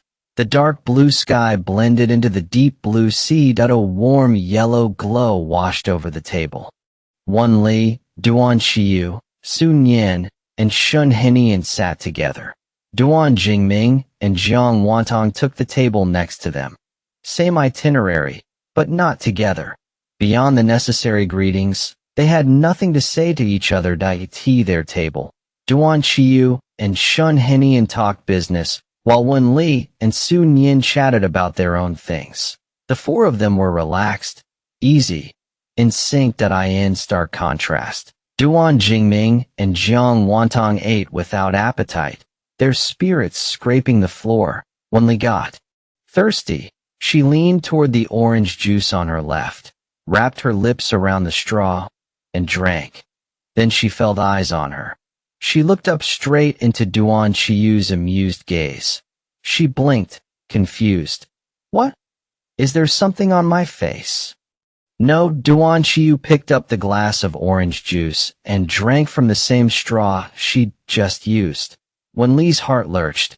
Brother Yu, that's mine. He set the juice down and looked at her with perfect calm. Look again. A cold realization washed over her. She scanned the table and spotted the other glass of orange juice on her right. Her heart dropped. When had she switched her glass to the right side? No wonder he'd been staring that she'd been drinking from his. I'm sorry. A strange intimacy settled between them. Duan Qiyu licked his lips. He leaned in close. Embarrassed? Her ears burned. His warm breath fanned over her earlobe. The sea breeze lifted the loose strands of hair by her ear, brushing her skin, sending tingles skittering down her spine. She tried to be stubborn. No. Kiss me, and I'll believe you. Huh? She froze. Before she could react, his lips brushed her cheek. Light, like the flutter of a butterfly's wings. Duan Qiyu straightened and met Duan Jingming's stare from the next table. His gentle expression turned to ice. His phoenix eyes narrowed with absolute warning. Duan Jingming's fork nearly bent in his grip. Growing up, he'd never resented his brother's brilliance. But now he hated it if Duan Qiyu weren't so outstanding. Wen Li would never have chosen him. He wouldn't be stuck in this hell, forced to watch them flaunt their affection, unable to snatch her away. Because he knew if he tried, his brother would put him in the hospital, and that would only hand them more time together. Duan Jingming forced himself to breathe. Stay calm, that he would find a way to steal her back. Wen Li missed the silent war between the brothers. She glanced across the table at Sun Yin and Shun Henian, both eating peacefully, and breathed a sigh of relief. Good. They hadn't noticed teasing looks to endure. She refocused on the view and her meal. It never crossed her mind that her best friend was eating left-handed. And she wasn't left-handed. If Wen Li had ducked her head, she'd have seen exactly where her friend's right hand had vanished. The cool sea breeze did nothing to blow away the heat between the couples. After firing that warning, Duan Qiyu looked back at Wen Li as she ate. That a flame kindled in his eyes. Pure, possessive hunger. It was impossible to ignore the covetous way his brother had been watching her all trip. The memory of the intimacy they'd once shared gnawed at Duan Qiyu's sense of security. He couldn't keep his hands still. He simply lifted Wen Li up, settled her on his lap, and wrapped his arms around her from behind. Thud!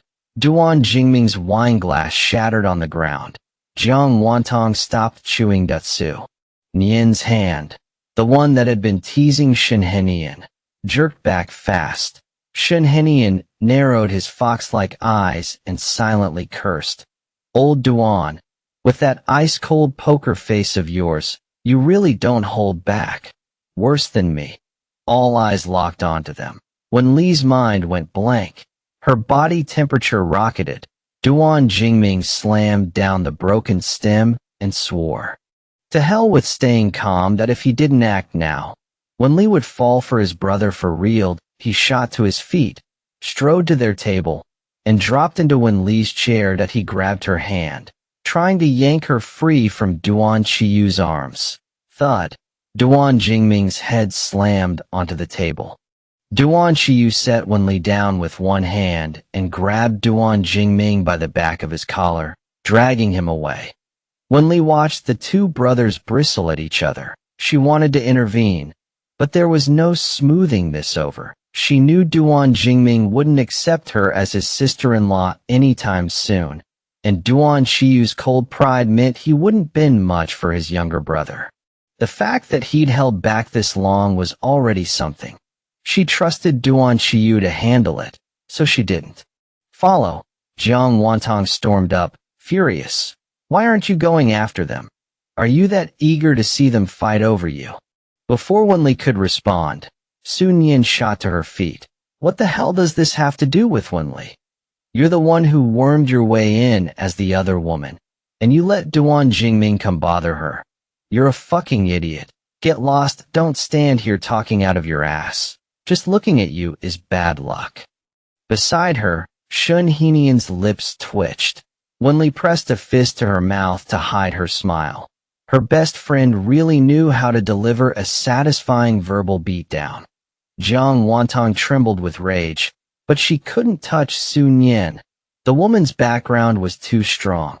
She shot Wen Li a venomous glare and then ran off in the direction Duan Jingming had disappeared. Duan Qiyu dragged Duan Jingming by the collar to the back of a building. Just as Duan Jingming opened his mouth, Duan Qiyu's fist connected with his face. Thud.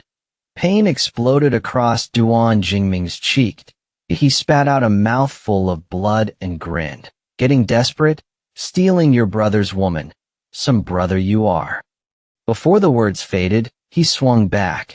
Duan Qiyu sidestepped, grabbed his neck, and slammed him into the wall. Bang. Duan Jingming's head spun. The grip around his throat tightened, cutting off his air. Suffocation closed in from all sides.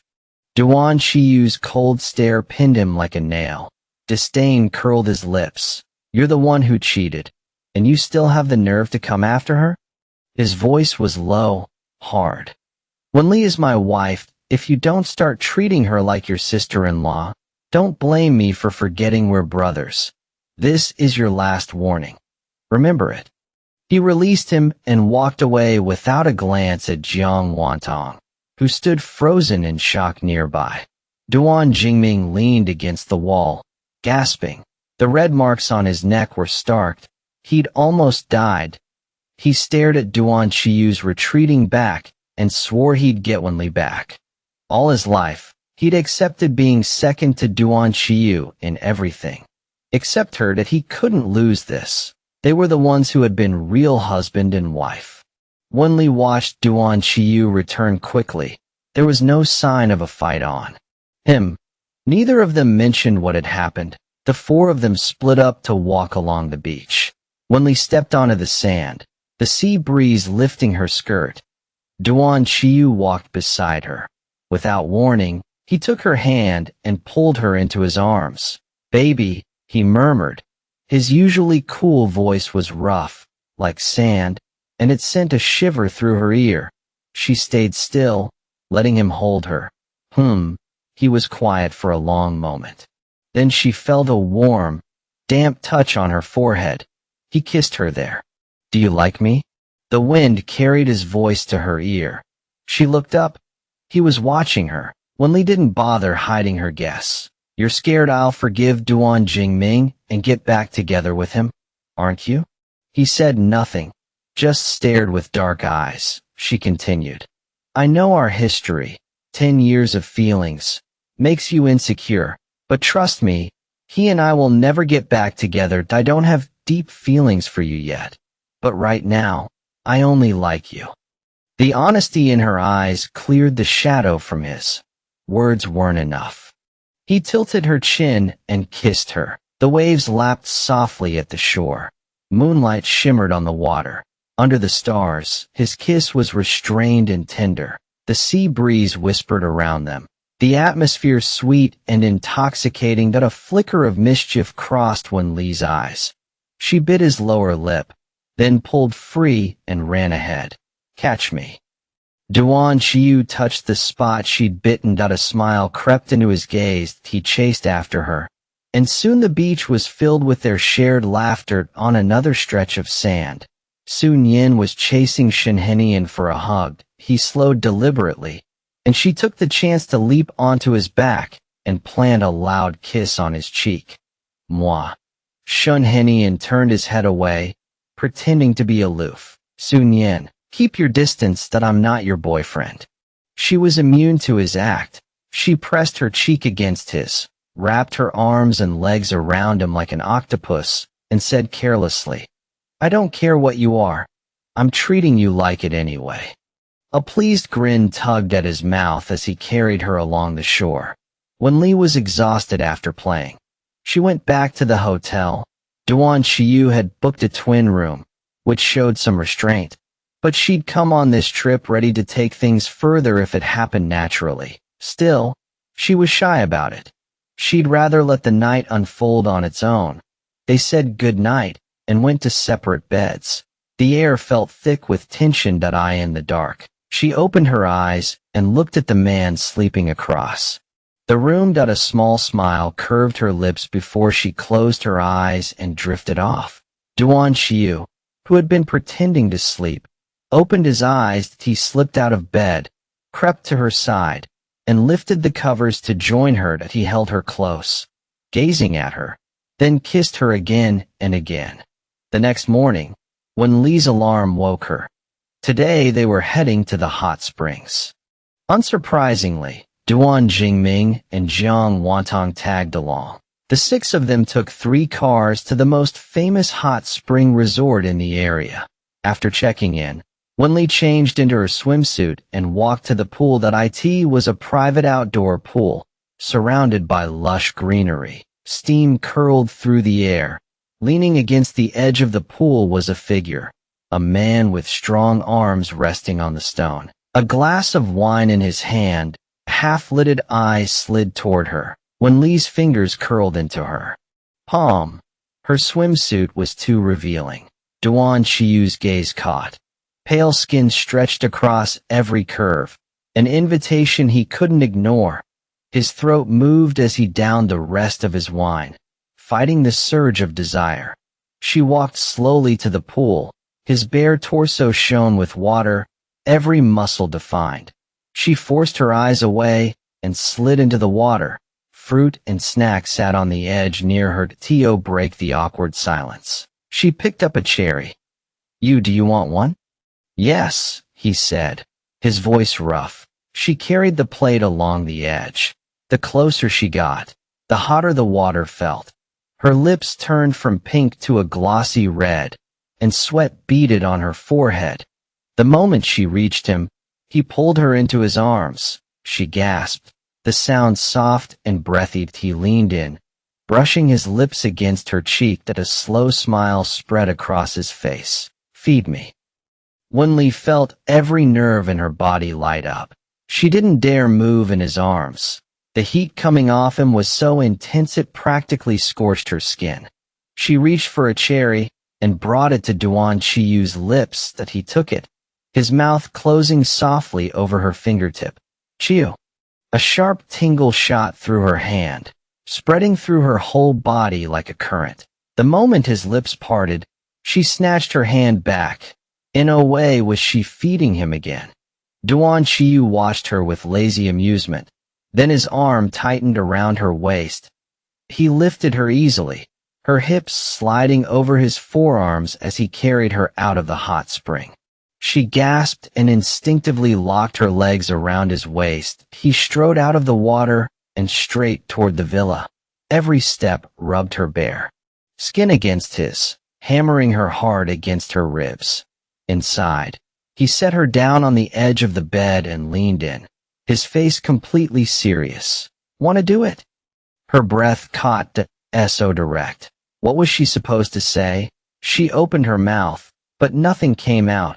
Before she could panic, Duan Qiyu pointed at the small sign on the table. The spa. Want to do it? Wen Li stared at him. No. She dropped her gaze, missing the laugh hiding in his eyes. He'd definitely been messing with her. He was testing the waters, seeing if she was open to more. Her reaction told him she was. He smirked. That evening, after hanging out with Sun Yin and the others, Wen Li headed back to her room.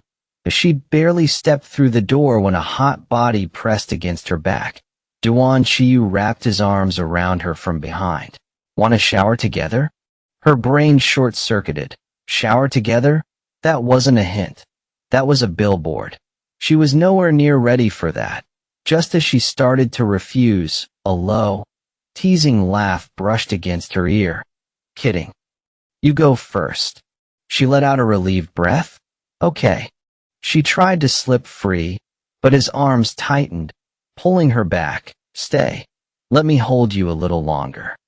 His voice was lazy and rough, dangerously seductive in the dim room. She barely managed a small, That single sound flipped a switch. Duan Qiyu swept her up and carried her to the sofa in a few quick strides. Her back hit the cushions, and he was over her in an instant. He tilted her chin, cupped her face, and kissed her deep. Not fast, not slow. Thorough. The wet sound of their lips filled the silence, sharp and intimate. Wen Li's toes curled at the noise he'd had wine at dinner. The crisp, mellow taste flooded her mouth, and she felt like she was drifting. When the kiss broke, she blinked up at him. Eyes glazed and damp, he leaned close, his mouth at her ear. Baby, I'm hard. Her dazed eyes flew wide open. Then you should shower first, okay? His hot breath grazed her ear. Then he pushed off the sofa, flipped on the light, and walked into the bathroom without looking back. Wen Li sat up slowly in the half-dark. Her eyes were wet and impossibly bright. Her heart hammered out of control. It was the thrill of what tonight might become. The bathroom door clicked open. Duan Qiyu stepped out in a white bathrobe. Hair still dripping, he ran a towel through it with lazy, effortless grace. Wen Li thought he looked devastating. He walked straight to her, sharp features softened by a slight smirk. He was in a very good mood. He stopped in front of her, bent down, and planted a loud, exaggerated kiss on her lips. Your turn. All the heat she'd just gotten rid of came rushing back to her cheeks. She grabbed her change of clothes and practically fled into the bathroom.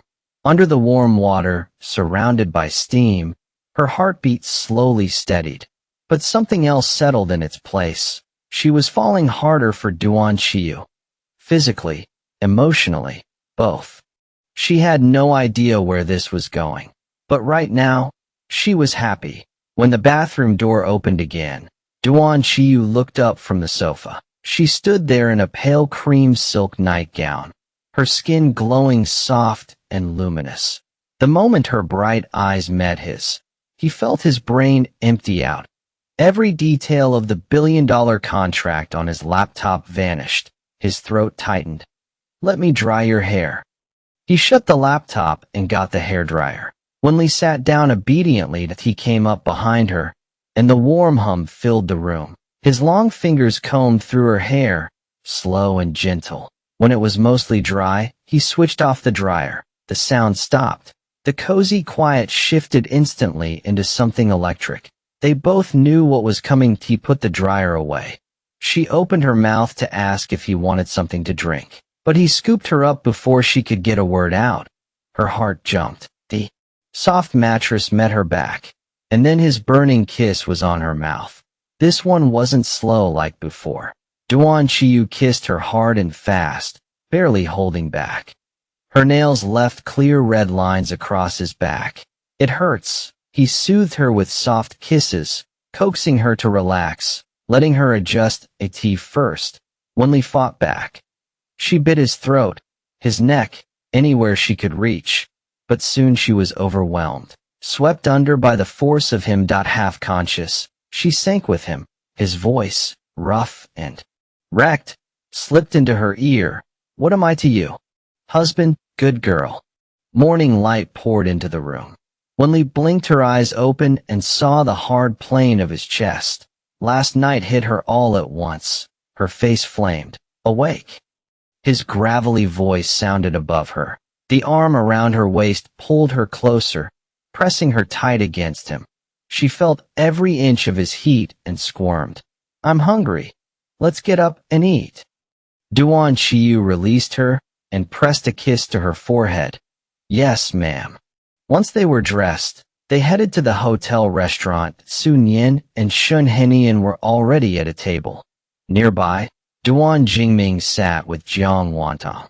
The second Wen Li walked in, Duan Jingming's eyes locked onto her. He noticed something off immediately. On this warm island, she was wearing a collared shirt. Her neck was completely covered. His gaze darkened. He shot a look at his brother. The man usually wore immaculate button-downs. Today he was in a low V-neck. His throat and collarbone were scattered with faint red marks. From his angle, Duan Jingming couldn't see clearly. He got up and walked over. When he saw the marks up close, a violent fury ripped through him. Rage consumed every rational thought. Wen Li had slept with his brother. He'd assumed their marriage was just papered to contract. They actually went all the way. Damn it, he leaned down, fixing his eyes on hers like a devil sealing a vow. Ali, as long as I'm breathing, I will never let you be happy with my brother. Without another word, he turned and strode off, already pulling up flights on his phone. The fury had no outlet. He had to act. He would win. Wen Li backed. He'd use the knowledge from his past life to land a crushing blow against Duan Qiyu where it hurt most. His career, he couldn't just stand by and watch them fall in love. He'd use every weapon he had to turn the tide. Jiang Wantang's face darkened as she got up and followed him out. Once they were gone, Wen Li finally felt like she could breathe. Again, Duan Qiyu took her hand. Don't worry, he can't stop anything. Wen Li gave his hand a squeeze and nodded, but a bad feeling still coiled in her stomach. The Duan Jingming standing in front of her today was a stranger. She had no idea what he might do next. After lunch, the four of them set off on a road trip around the island. The guys took turns driving. Shun Henian drove first. He slid behind the wheel, while Sun Yin climbed into the passenger seat with a bag of snacks. Wen Li and Duan Qiyu settled into the back, and they all hit the road in easy spirits. Rome Island was spring-like year-round. Warm sunlight poured through the window. Wen Li rolled it halfway down, letting the breeze tangle her hair. She tucked a stray strand behind her ear and turned to Duan Qiyu with a smile. It's really beautiful here. If you like it, we'll come every year. From the front, Shen Henian teased. Every year? So you're saying next year you won't be inviting Nian Nian and me, the official third wheels? Just drive, Duan Qiyu shot back.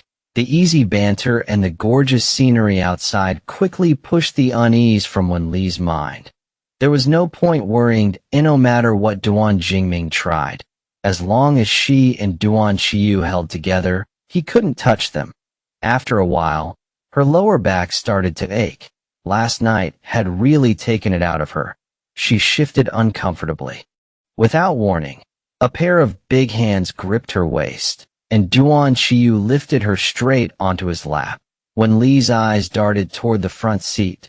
Sun Yin and Shun Henian were still chatting about their childhood, completely oblivious.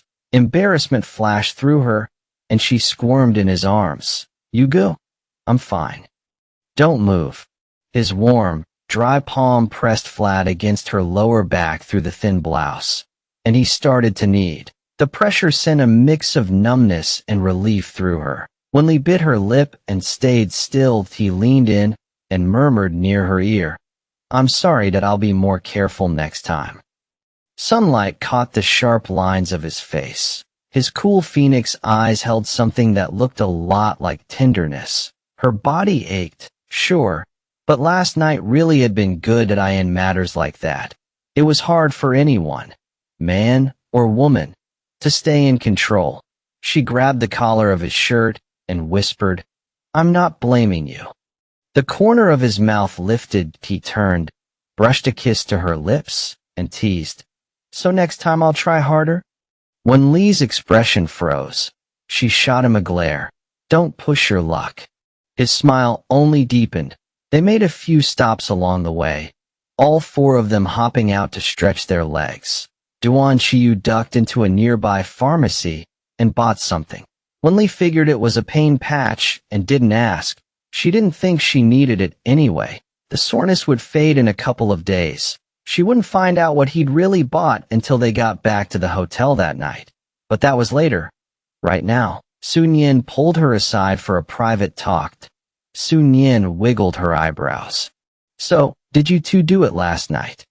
When Li's face heated up, she nodded. Sun Yin's eyes went wide. "Spill. How was Duan Qiyu?" Thinking back to the night before, Wen Li felt a rush of embarrassment and heat. She couldn't even remember when she'd fallen asleep. It had felt like losing half her life. She summed it up in 2 words. "I'm wrecked." "Nice," Sun Yin teased. "I never pegged you go for the cold and aloof type in public and an animal in bed. Li bow. You're gonna have a sore back a lot from now on." When Li's ears burned, she let her guard down with her best friend. "You know, last night I begged him a few times, but he'd just soothe me and keep going. I was so mad. I wanted to bite him the whole time." "No way." Sun Yin's eyes went saucer wide, and her voice jumped. "Soothes you, but doesn't stop? Classic cool and dirty talker." "Li Bao, listen." Sun Yin froze like she'd just seen a ghost. That a shadow fell over Wen Li. She turned. Duan Qiyu stood there, watching her with amused phoenix eyes. That Sun Yin bolted. She grabbed Shin Henian's hand and dragged him away without a backward glance.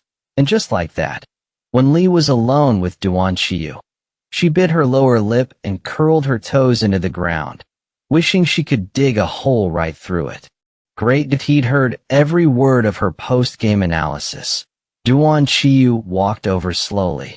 Wen Li dropped her gaze, refusing to look at him, as his teasing voice came from above. "No wonder you were a little wildcat last night. You kept baring your teeth at me every chance you got." Wen Li's mouth twitched. She straightened her back and shot him a sidelong glare, her almond eyes bright. "You deserved it."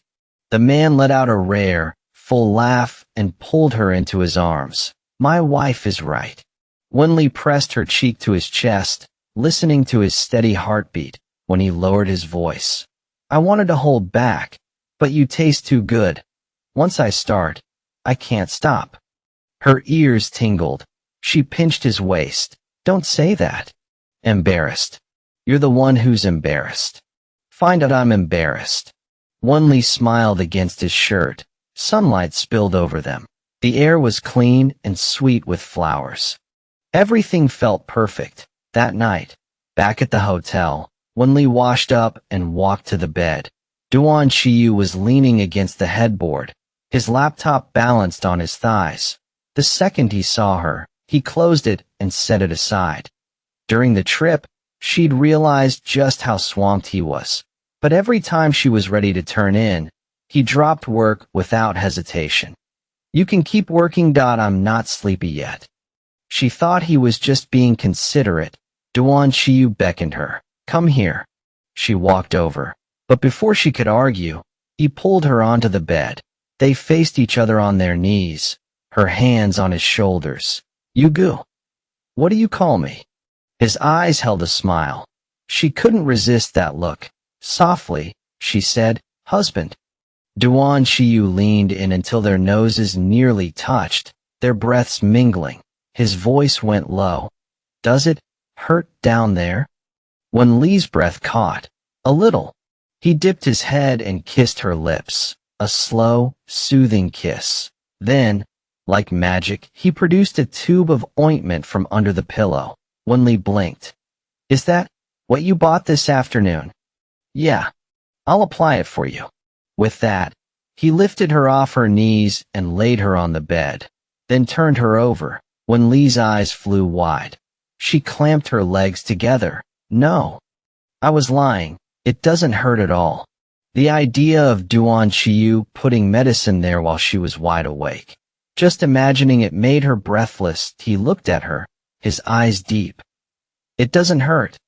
Then we'll pick up where we left off tonight. When Li's whole body went rigid, Duan Qiyu reached for her. She scrambled backward until her spine hit the headboard. His hand landed on her waist instead, gripping her gently but firmly. Pick one, baby. Your choice. When Li's face burned bright, in the end, she chose the ointment. The memory of his cool, damp fingers made her cringe. But when Wen Li woke the next morning, the soreness between her thighs had mostly faded. They stayed on Melt Island 3 more days before the private jet touched down in Jingdu. Aside from the 2 days Duan Jingming had crashed the trip, she genuinely enjoyed herself. The moment they landed, the 4 of them scattered. Duan Jingming had already been back in Jingdu early. Digging for ways to mess with Duan Qiyu, he poked around and found exactly what he needed. Duan Qiyu's team had been working on a piece of land in the Eastern District for nearly 6 months. They were hell-bent on winning it. On the surface, it looked like prime commercial real estate. But underneath, the soil was severely contaminated, and the area included a cluster of historically protected buildings. Commercial approval was never going to happen in his past life. He remembered. A foreign capital group called MZ had swooped in during the auction, outbidding Duan Qiyu's team by 20% to snatch the eastern plot at a premium. Duan Qiyu had pivoted and bought the western plot instead. Later, MZ took a massive loss on the eastern land, while Duan Qiyu discovered rare mineral deposits on the western one. He raked in huge profits and cemented his decision-making power inside the conglomerate. Duan Jingming replayed the memory and smiled. This time, he'd grab the western plot. And he'd make damn sure Duan Qiyu took the eastern one, just like before. Then he'd compare the results and watch his brother crash and burn that he wanted Wen Li to see, with her own eyes, that Duan Qiyu wasn't untouchable. The plan was simple. The steps were obvious. He grabbed the inspection reports and relevant policy documents and went to shake hands with the head of MZ Group. That a week had passed since they'd come back from Melt Island. That evening, Duan Qiyu picked Wen Li up and drove her to their apartment. His assistant called on the way to. He hit speaker. The voice came through the car's audio system. Boss, tomorrow's auction starts at 10 sharp. That we've triple-checked all evaluations. The team is unanimous. Building a commercial complex on the eastern plot will return over 200% within 5 years. The words eastern plot made Wen Li's eyes narrow. She sat straighter in the passenger seat. The assistant kept talking. The bank loan has gone through. Once we secure the land tomorrow, the funds will be in place next week. Duan Qiyu tapped his fingers on the steering wheel. Calm.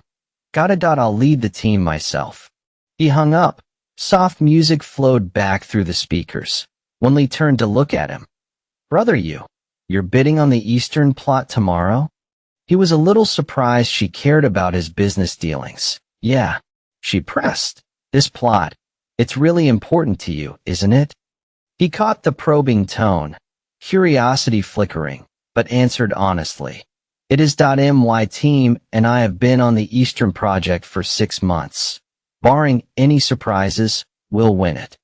Wen Li pressed her lips together. She didn't know much about business, but in her past life, Duan Jingming had mentioned that Eastern plot. He'd said the MZ Group lost a fortune on it, while his brother dodged a bullet by grabbing the Western plot, where he later found rare minerals.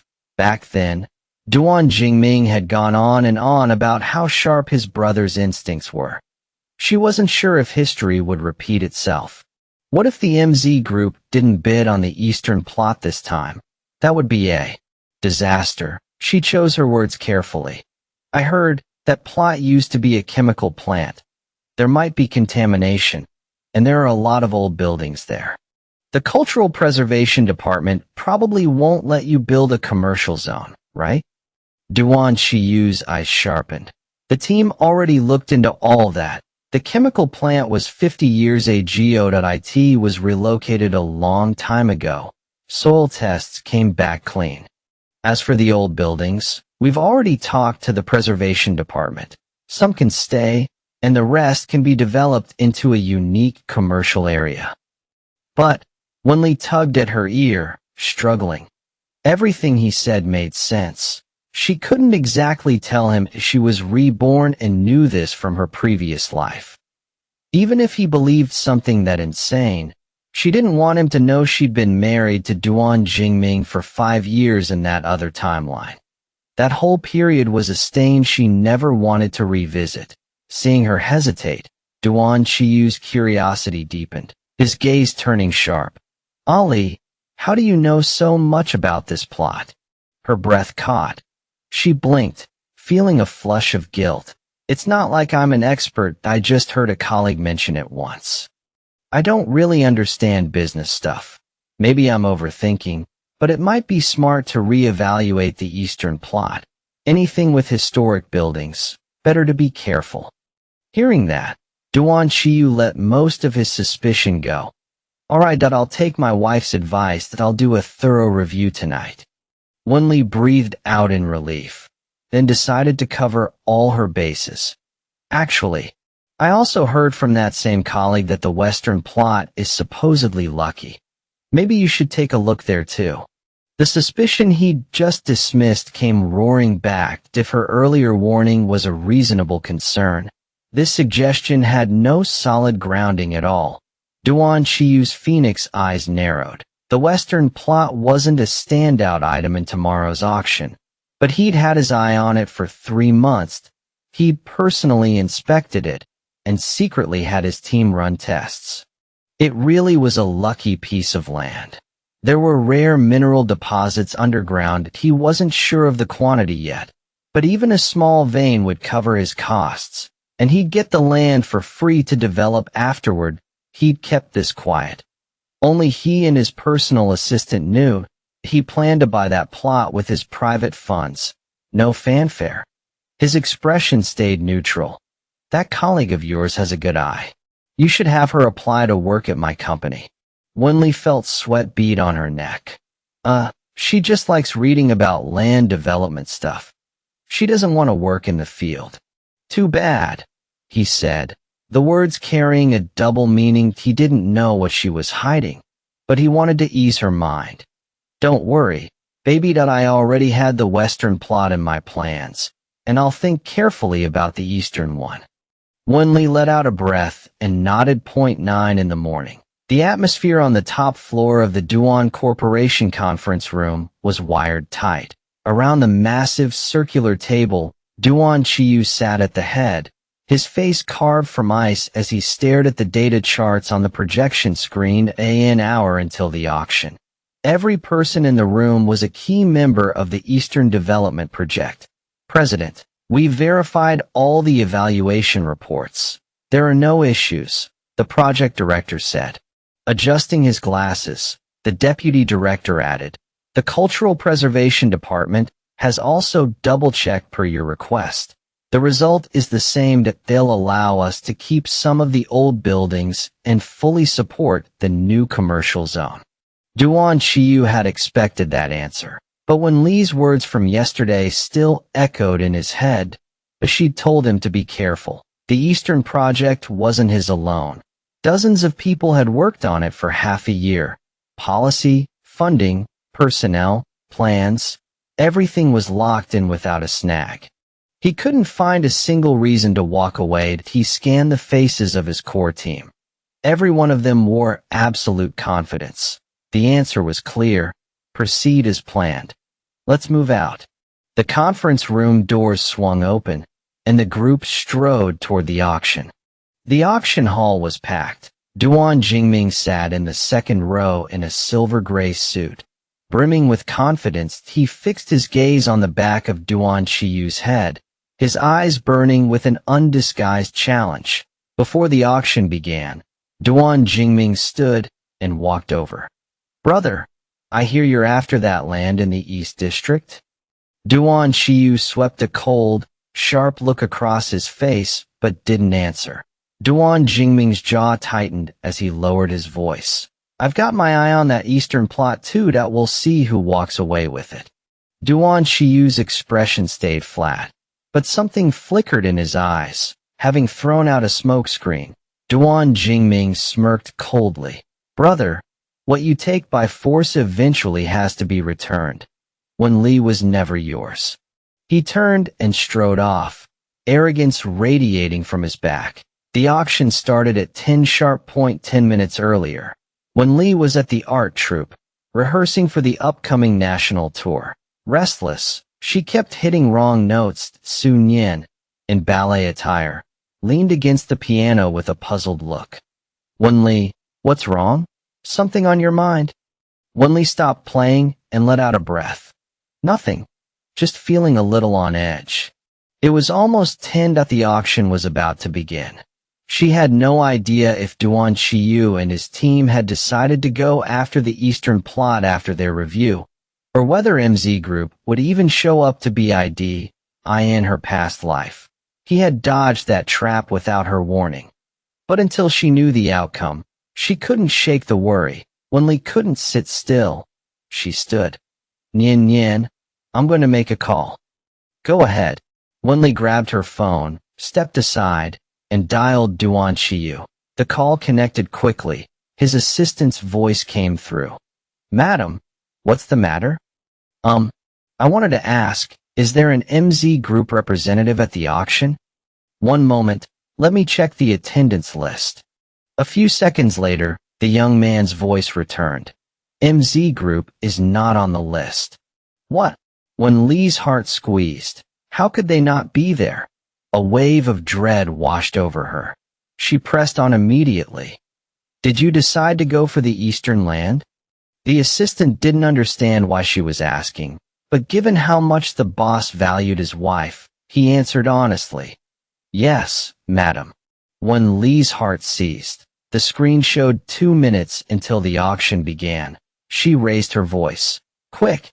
Give the phone to Duan Qiyu. I have something very important to tell him."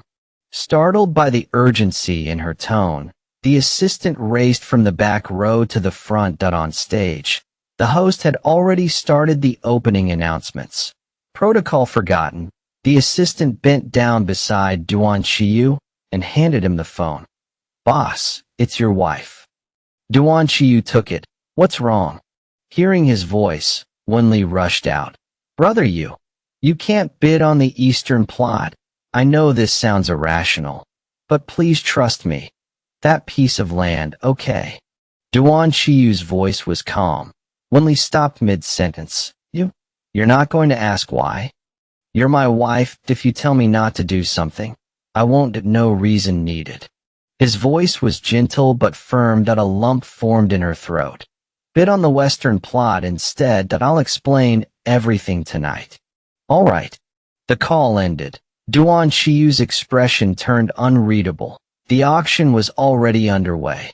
After the host finished introducing the Eastern plot, bidding opened. Starting price: 1 billion, a minimum bid increment. 10 million. Duan Jingming raised his paddle first. 1.2 billion. He'd already struck a deal with MZ Group's head. The information that the Eastern plot couldn't be developed commercially. He'd sold it to them for 80 million. If it proved false, he'd pay 10 times that penalty. It was a massive gamble, and with a multi-billion yuan project on the line, MZ's head weighed the risks and agreed. Better safe than sorry. Duan Jingming's bid was only a distraction. Other groups began bidding.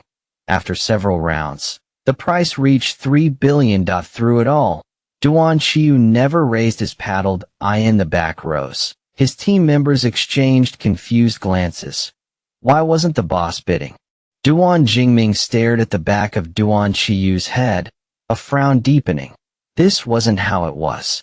Supposed to go. In his past life, Duan Qiyu had been dead set on that land. Only MZ's massive premium had beaten him out. Now, as the auctioneer's gavel fell, and the Eastern plot sold to another group for 3 billion, fury burned in Duan Jingming's eyes. Duan Qiyu hadn't taken the bait. Fine. Then he would grab the Western plot. Soon, it was the Western plot's turn. Starting price: 600 million. Minimum bid increment: 10 million. Duan Jingming was the first to call out. 800 million. Bidding was sparse. Someone went up to 1 billion, then stopped. Duan Jingming knew this plot wasn't HOT'd in his past life. Duan Qiyu had taken it for exactly 1 billion, so he'd prepared 1.3 billion in bidding funds. More than enough that he raised his paddle again. 1.2 billion. A 200 million jump silenced the room. 1.2 billion, going once. 1.2 billion, going twice. Duan Jingming's eyes blazed as he watched the gavel lift for the third time. Then the figure in front raised his paddle. 1.5 billion. The triumphant smile froze on Duan Jingming's face. How? That was impossible. Duan Qiyu would never pay that kind of premium, unless he already knew it was profitable. But in his past life, Duan Jingming had never heard anything about that. Had Wen Li told him? Rage boiled inside Duan Jingming. He wanted to confront her right then and there. All bidding required pre-verified funds. When Duan Qiyu called out 1.5 billion, Duan Jingming was already out. The auctioneer scanned the room. 1.5 billion, going once, going twice, going 3 times. Bang! Congratulations, Mr. Duan Qiyu. The auction ended. Duan Jingming stepped forward to block him. Why didn't you bid on the Eastern plot? What do you know? What I know isn't important. Duan Qiyu stepped closer. But what are you afraid of? Duan Jingming's face stiffened. Who's afraid? Duan Qiyu gave a cold laugh and walked away, flanked by his team.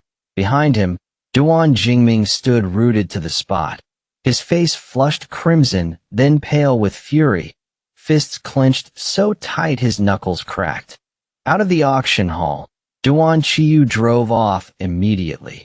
None of the team working on the Eastern plot understood why he'd given it up for the West, but no one dared question his decision. A week later, the truth stunned everyone. The soil test report for the Eastern plot had been wrong. The Cultural Relics Bureau issued a new document. Commercial development was banned there for the next 10 years, and on the Western plot, surveys uncovered massive deposits of rare minerals worth an incalculable fortune. From then on, within the group, Duan Qiyu was celebrated as a lucky charm. But that came later. That evening, when Li walked out of the art troupe, Duan Qiyu's car was waiting at the entrance. She took a deep breath, a heavy weight in her heart, and opened the passenger door. Wen Li had just gotten into the car when Duan Qiyu's phone rang. Lan Yuding was asking them to come back to the old house for dinner. Duan Qiyu agreed. The call ended. The car started. Wen Li opened her mouth, then closed it. She had absolutely no idea how to begin. Her conflicted expression didn't escape Duan Qiyu. He watched her from the passenger seat. After a long pause, she took a deep breath and decided to come clean. Brother you, I actually, baby.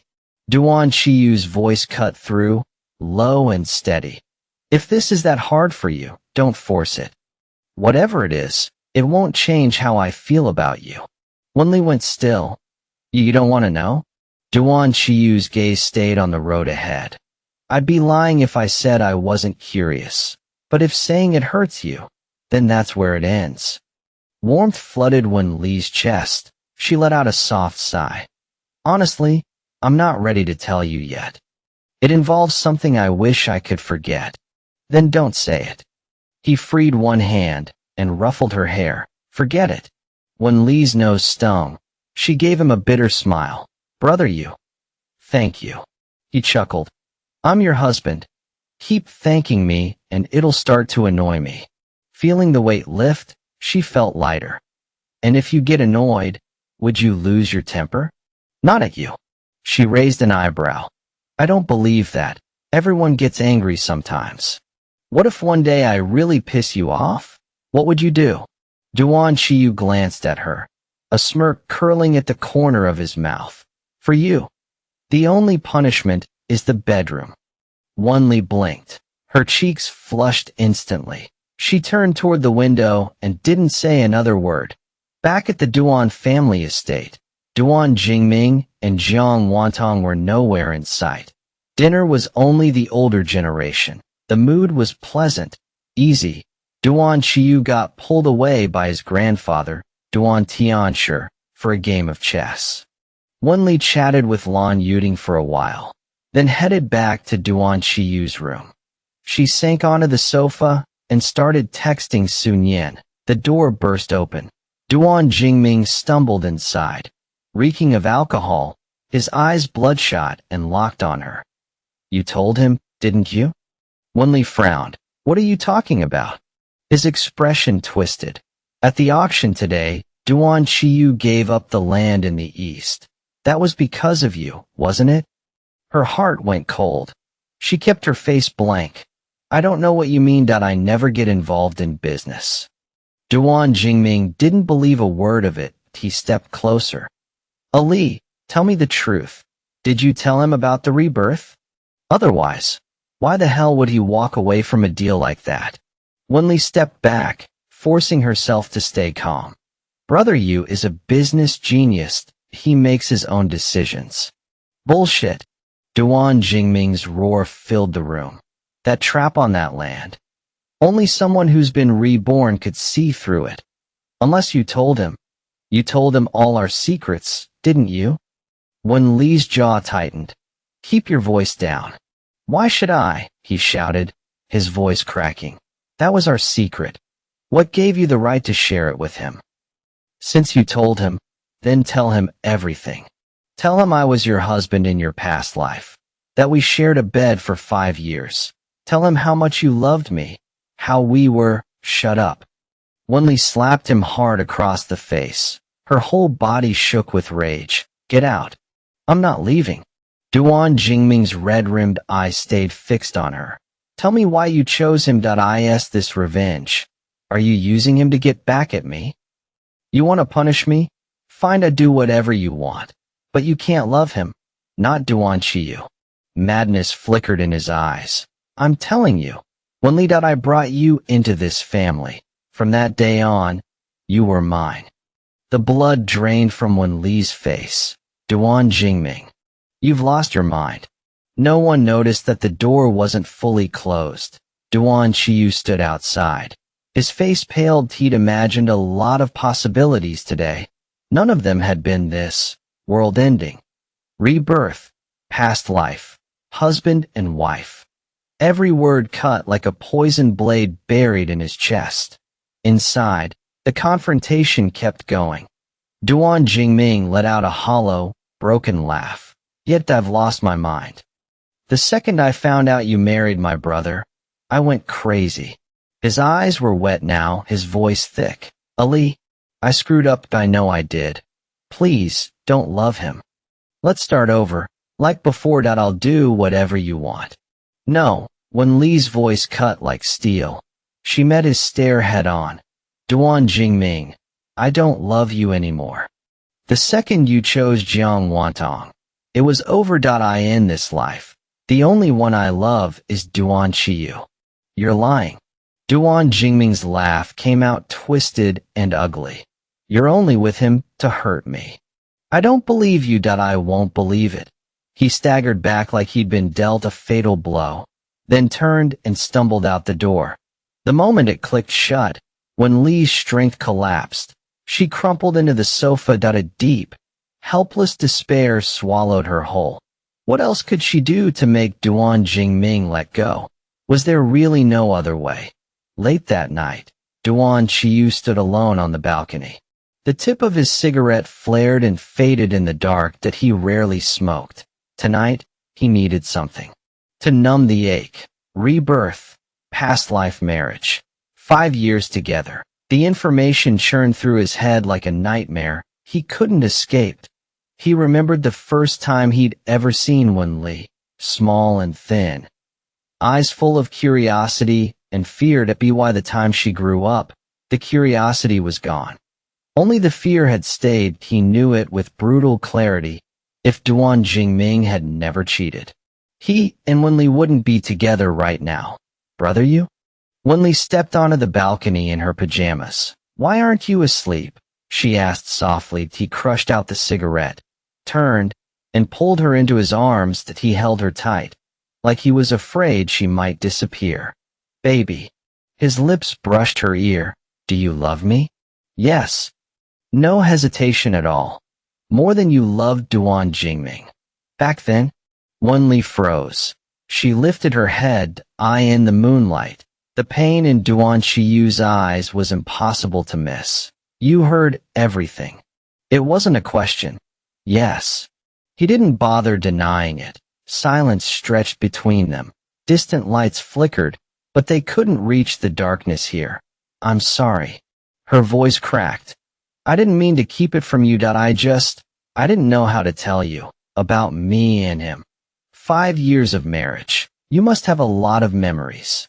His voice came out flat, almost hollow. That doesn't matter now. She pulled back just enough to meet his eyes. Brother you, let me explain. In my past life, Jiang Wantang died early from heart failure. That I never knew Duan Jingming was still hung up on her. After I was reborn, I caught him cheating with her. He actually asked me to wait 3 years. That I ended it right there. I loved him once, but I also knew how to walk away. The second he cheated, every bit of love I had for him died. There's nothing left to bring back. Duan Qiyu was quiet for a long moment. You're with me. It's not to get revenge on him, right? A flicker crossed Wen Li's face. Brother you, I won't lie to you. When we first got together, a part of me did enjoy getting back at him. And now, he looked away, like he was afraid of the answer. She cupped his face in her hands and made him look at her. Duan Qiyu, look at me. Duan Qiyu lowered his eyes, meeting hers. Wen Li spoke evenly. Getting back at Duan Jingming gave me a rush, sure, but my feelings for you have never been anything but real. I love you because of who you are. Nothing else matters. You trusted me unconditionally, supported me, protected me. You showed me what it's like to be loved with someone's whole heart. Tears slipped down her cheeks. If that makes you uncomfortable, we can start over. Duan Qiyu's heart clenched. He leaned in and kissed the tears from the corners of her eyes. No, I like us just the way we are. Wen Li wrapped her arms around his neck. Yuji, the best decision I ever made in this life was marrying you. He gazed at her, emotions churning behind his eyes. Then all the doubt, the pain, the jealousy. It melted away in the light of her gaze. He lowered his head and kissed her. The kiss held a desperate tenderness, as if he wanted to press her into his very bones. Moonlight spilled over them, stretching their shadows long and overlapping. When the kiss ended, he rested his forehead against hers. I don't care about your past. All I care about is now, and our future. Really, really. He took her hand and pressed it against his chest. Right here, from the very beginning, there's only been room for you. In this life or the last. Wen Li looked at him, her heart turning to water. Duan Qiyu lifted her chin, a flicker of something in his expression. Did you have kids in that other life? No. Wen Li shook her head. His eyes brightened, and he couldn't stop the curve of his lips. Then in this life, let's make one. Wen Li laughed softly. Okay. The words had barely left her mouth when he scooped her up and carried her into the bedroom. Her body sank into the mattress, and she looped her arms around his neck, her eyes hazy with invitation. Duan Qiyu paused, then let out a low, dark chuckle. Temptress. He dropped his head and kissed her hard. Moonlight washed away every secret. The distance between them dissolved in love. Outside, the night stretched on, but their story was just beginning. The next morning, sunlight streamed through the gaps in the curtains. When Wen Li woke, Duan Qiyu was already awake, propped on his side watching her. His slightly tousled hair shadowed half his eyes, but the sharpness of his gaze still held an unmistakable hunger. Morning. Wen Li's cheeks flushed. He kissed her forehead, slid his arm around her waist, and pressed his palm against the small of her back. Baby, let me massage you. Last night, they'd both lost control, carried away by emotion. Neither had held back. Now, at the slightest movement, Wen Li felt a deep ache in her lower back, her hips, and places she didn't want to name. She turned over as he guided her, burying her face in the pillow like a contented cat, every inch of her radiating lazy satisfaction. Duan Qiyu massaged her seriously for a while. But soon, the massage took a different turn. They lazed around like that for a good while by the time they finished. Washing up, it was almost 10 when they walked out of the room. Lan Yuding was right there as a woman who'd been through it all. She just smiled and teased them. I thought you two were planning to sleep straight through to lunch. Wen Li's face turned crimson. She dropped her gaze and didn't respond. Duan Qiyu held her hand and said to Lan Yuding, Mom, we have something to take care of. We're heading out. All right, go on, go on. As they moved toward the door, they overheard Lan Yuding speaking with the butler. Madam, I saw Miss Jiang drinking alone late last night. Lan Yuding frowned. Drinking while pregnant? I'll have a talk with her later. Duan Qiyu's ear twitched. His expression turned thoughtful. Once they were in the car, he looked at Wen Li. Baby, don't you think Jiang Wantang's pregnancy seems a little off? Wen Li blinked. Did you notice something, Yuji? Duan Qiyu reached over to fasten her seatbelt. He started the engine. He said, I haven't been keeping tabs on her, but last night when I was playing chess with Grandpa, he told me Jiang Wantang has been refusing to let the family doctor examine her. You heard Mom and the butler just now. She knows her body isn't in good shape. If she actually wanted to keep the baby, she'd be more careful than the average pregnant woman, but clearly she isn't.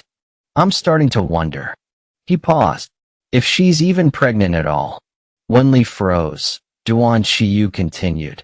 It's just a hunch. What she's shown so far isn't enough to prove it, but I think it's worth looking into. Wen Li's mind flashed back to her conversation with Sun Yin. Then let me give you a starting point. Yuji, follow He Xiao. He Xiao has a thing for Jiang Wantang if she's faking the pregnancy. Only He Xiao would have the connections to pull it off. Good. Meanwhile, Jiang Wantang was busy plotting her miscarriage. As her pregnancy progressed, she needed to lose the baby in a way that looked accidental before it started to show. Ever since she got back from the island, she'd fully accepted reality. The kid wasn't going to tie Duan Jingming down. She needed a new long-term plan. Jiang Wantang sat in her hotel room, deep in thought, when the doorbell rang. She got up to answer it. Standing outside was He Xiao, arriving as invited. After some skincare treatments, his sunburned and roughened face had recovered quite a bit. Jiang Wantang found him less distasteful now. She put on a smile and invited him in. Once they sat down, she didn't beat around the bush. He Xiao, I want to end the pregnancy. I need you to help me pull off this lie one last time. He Xiao raised an eyebrow from his chair. After letting himself indulge in certain things lately, it was like he'd discovered a whole new world. Now, when he looked at Jiang Wantang, he felt far less infatuation. What remained was only the stale bitterness of giving so much and receiving nothing in return. The resentment of having given everything only to be used as a tool. Annoyed, he didn't answer. Jiang Wantang's heart tightened. Panic flickered through her. The fake pregnancy had been He Zhao's doing from the start. Without his connections and resources, she could never have fooled Duan Jingming. And to stage a clean miscarriage, she still needed his help to cover it up. Men were all about what was in their pants, and no turning back now.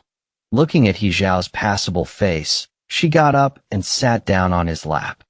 Help me one last time. I'll spend the night with you, deal?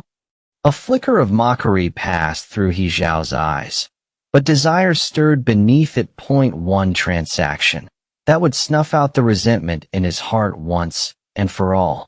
Deal.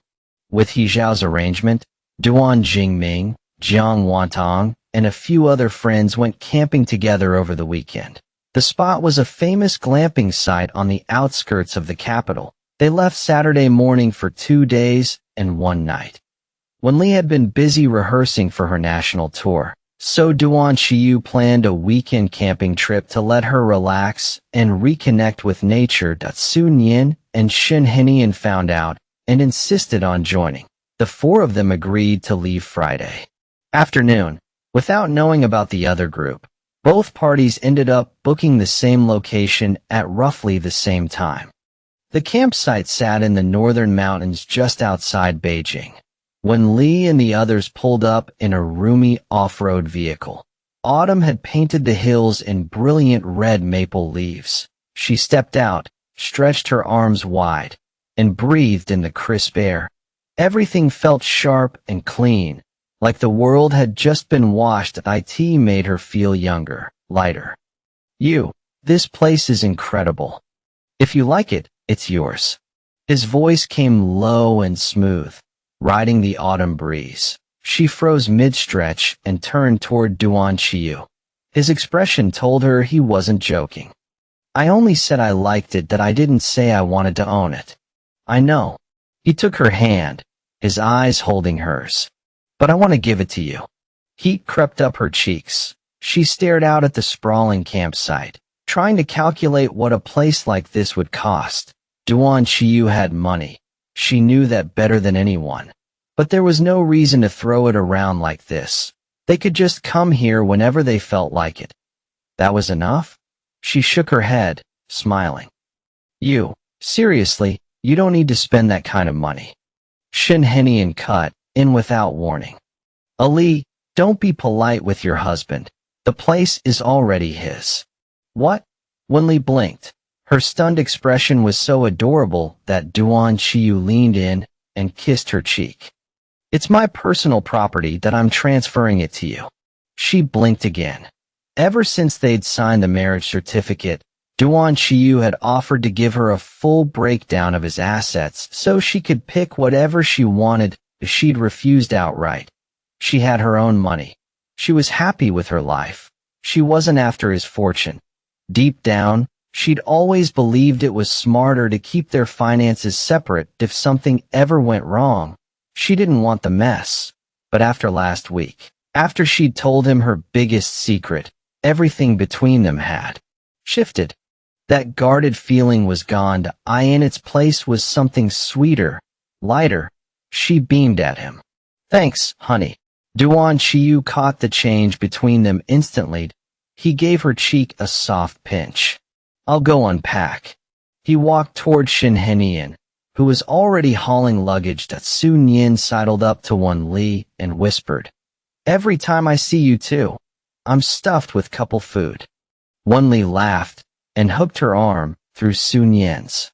Don't tease me that you're not single anymore, remember? Ever since they'd come back from Lava Island, she and Shen Henian had been officially together. But given their family situations, they were keeping things quiet. A shadow flickered across Sun Yin's face. She leaned closer to Wen Li's ear. Li Bao, do you think my mom will ever approve of me and Shen Henian? I keep going back and forth on it. Wen Li's expression turned serious. Trust me, she will. Sun Yin's lips curved upward. Hearing you say that actually helps. Come on, let's go help them. The campsite didn't use tents. Instead, wooden cabins stood on raised platforms, shaped like triangles with fabric roofs. Inside, they had everything. Each cabin came with a wide tatami mat, radiant floor heating, windows, and a private bathroom. Food could be ordered from the base staff or cooked by hand. Supplies could be brought from home or bought on site. Their 2 cabins occupied the best spot in the entire camp. That night, the 4 of them gathered around the bonfire, eating grilled barbecue, boiling hot pot, and nursing a few drinks. Sun Yin felt dizzy early and headed back to her cabin. That left 3 people by the fire, bathed in the warm glow of the flames. Wen Li had no interest in her phone. She glanced at Duan Qiyu. He was deep in conversation with Sun Henian about something she couldn't follow. The firelight carved shadows across his profile, making him look impossibly handsome. His dark phoenix eyes seemed to pull her in, magnetic and unreadable. She pretended to be tipsy and leaned her head against his arm as if he'd been waiting for it. He kept talking international finance with Sun Henian, but his arm opened first, scooping her up and settling her onto his lap. She'd only meant to lean on him. Now she was tucked neatly in his arms. Duan Qiyu tugged the blanket higher to cover her completely. She didn't know if it was the fire or his body heat, but her face flushed. Fast, she rested her head against his chest and buried her face in the curve of his neck, not moving. His voice vibrated through the fabric of his shirt, seeping into her skin. A faint electric tingle stirred low in her belly. Hidden beneath the blanket, she slid her hand over and touched his lean waist. Duan Qiyu went rigid. His speech slowed for half a beat. Then he kept talking like nothing had happened. Wen Li felt that split-second tension and grinned to herself the devilish little smile. Now she was in the mood to play. She kept her head on his shoulder, the one farther from Sun Henian, so it looked like she was just dozing. But she was wide awake. She slipped her fingers under the hem of his shirt, slowly. Inch by inch, she pulled it free, little by little, like a mouse stealing grain. From the outside, no one would notice a thing. What she couldn't see was Duan Qiyu's expression darkening. He shot Sun Henian a look. Sun Henian rolled his eyes, crept away from the fire, and muttered under his breath, cold on the outside, secretly horny. Wen Li kept tugging at Duan Qiyu's shirt, completely unaware that she and Duan Qiyu were now the only 2 people left. She finally worked the shirt loose and slid her hand underneath. It didn't register that the men's conversation had stopped. Feeling like a thief, she looked up, wanting to see his face. The moment she raised her eyes, his hot mouth and burning breath crashed down on hers without warning. She froze. Don't. Sun Henian was still right there. She tried to push Duan Qiyu away, but he didn't budge. His arms locked around her, pinning her in place. He looked at her with hooded eyes, the fire reflected in his gaze. Raw desired, in no attempt to hide it. Someone was watching. They were outside. Her heart slammed against her ribs. She wanted to scream, but his mouth sealed over hers completely. He kissed her hard, deep. Like Sun Henian didn't exist at all. When Li's mind started to blur, she forgot to be embarrassed. She forgot where they were. She found herself kissing him back. They only broke apart when she couldn't breathe. She slumped her head against his shoulder, gasping. The shame came rushing back. She couldn't bring herself to look at where Sun Henian had been sitting. Her cheeks burned like a fever. Before she could catch her breath, Duan Qiyu lifted her up like a koala and turned toward the cabin as he spun. She caught a glimpse of the seat beside the fire, emptied, and Sun Henian in sight. She blinked. A huge breath escaped her. You scared me to death. Duan Qiyu let out a low laugh. She glared at him. You think that's funny? I'll bite you to death. She wiggled her legs tighter around him, leaned in, and sank her teeth into his earlobe. He let out a soft grunt and picked up his pace toward the cabin. Duan Qiyu kicked the door open and slammed it shut behind him. The bang made Wen Li flinch. She could feel the storm rolling in. She chickened out, pulling her mouth away. "You!" He cut her off before she could finish. 2 seconds later, she was sinking into the soft tatami. Duan Qiyu caught her hand, his long fingers sliding between hers, pinning them above her head as he pressed her into the mat. Kisses came down like rain. "Baby," he murmured her name, drunk on it. Every brush of his cheek against hers carried his raw, masculine scent mixed with cold sandalwood. That low, husky voice. She was already lost. The forest lay dark and quiet under the night sky. Inside the cabin, the air burned. Morning light crept in. Early autumn maple leaves swirled in the breeze. Birds sang. Wen Li stood outside the cabin and stretched. Duan Qiyu wrapped his arms around her from behind. "Breakfast is already here. Wanna eat?" She breathed in the crisp mountain air and smiled. "Yes." They sat at the outdoor table and started eating. A few minutes later, Sun Yin and Shen Henian came over, washed up and ready. "This place is amazing that I don't even want to go back to the city," Sun Yin said, holding Shen Henian's hand as she sat across from Wen Li. Wen Li looked up at her. "Then we'll come here more often." "Yes." Sun Yin took a sandwich from Shen Henian. The four of them enjoyed a leisurely breakfast. Afterward, they strolled to a nearby stream to catch tiny fish. Wen Li and Sun Yin each held a little net, completely focused on the task. Nearby, Duan Qiyu and Shen Henian sat in folding chairs, watching their women with adoring eyes. Snacks, fruit, and drinks sat on the table beside them. 2 grown men, taking care of their loved ones while chatting about work. The atmosphere was perfect until a group of people shattered it. Loud voices echoed from the forest path, growing closer. "Jingming, look how beautiful the maple leaves are. Let's stay here, okay?" Wen Li recognized that voice. She stopped fishing and looked toward the sound. The others turned too. Soon, a group appeared in their line of sight. Duan Jingming walked in the middle, his face pale with dark circles under his eyes. Clearly, he hadn't slept well. Jiang Wantang clung to his arm, beaming like she was truly on vacation. 4 people flanked them. 2 men, 2 women. One of the men was He Xiao. "He Xiao, thank you so much for setting up this amazing campsite for everyone," Jiang Wantang said, turning to him with a smile. "No trouble. This place is well known, easy to find online." He Xiao spoke matter-of-factly, and Jiang Wantang's smile dimmed a little. His attitude toward her had completely changed. Back in the day, he'd treated her like a treasure, happy to be her doormat. No one knew what happened during his month in the military. But since he got back, he'd been cold. That at least he was still willing to help her, even if this favor came with a price. But Jiang Wantang didn't care that if she didn't get rid of the baby soon, the truth would come out. Duan Jingming's expression was frozen. He wasn't listening to anyone.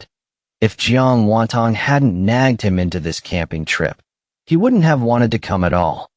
"Jingming, look over there," Jiang Wantang's voice caught, because she spotted Wen Li and Sun Yin by the stream, and Duan Qiyu and Shen Henian sitting in the folding chairs, their eyes locked. The air went solid.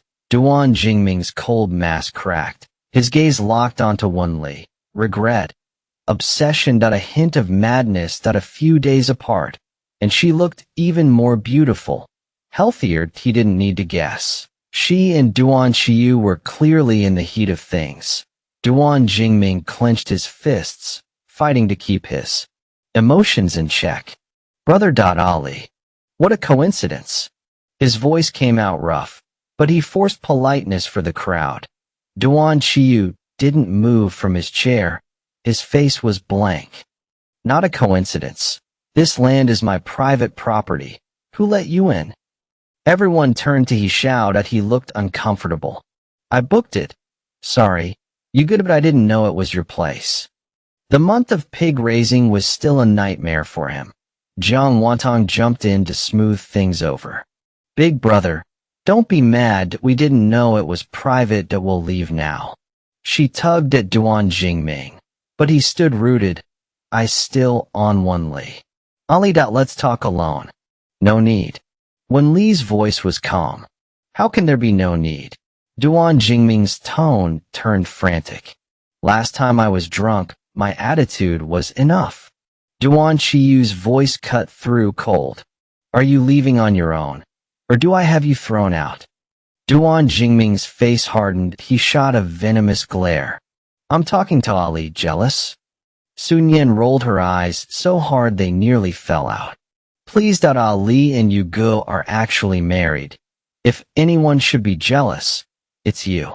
Duan Jingming opened his mouth to fire back, but Jiang Wantang gasped. Ah, she swayed. Jingming, I feel dizzy. Duan Jingming caught her instinctively. What's wrong? Probably walked too much. My stomach hurts a little. She leaned against him, pale. I need to rest. Jiang Wantang's eyes dropped, calculating.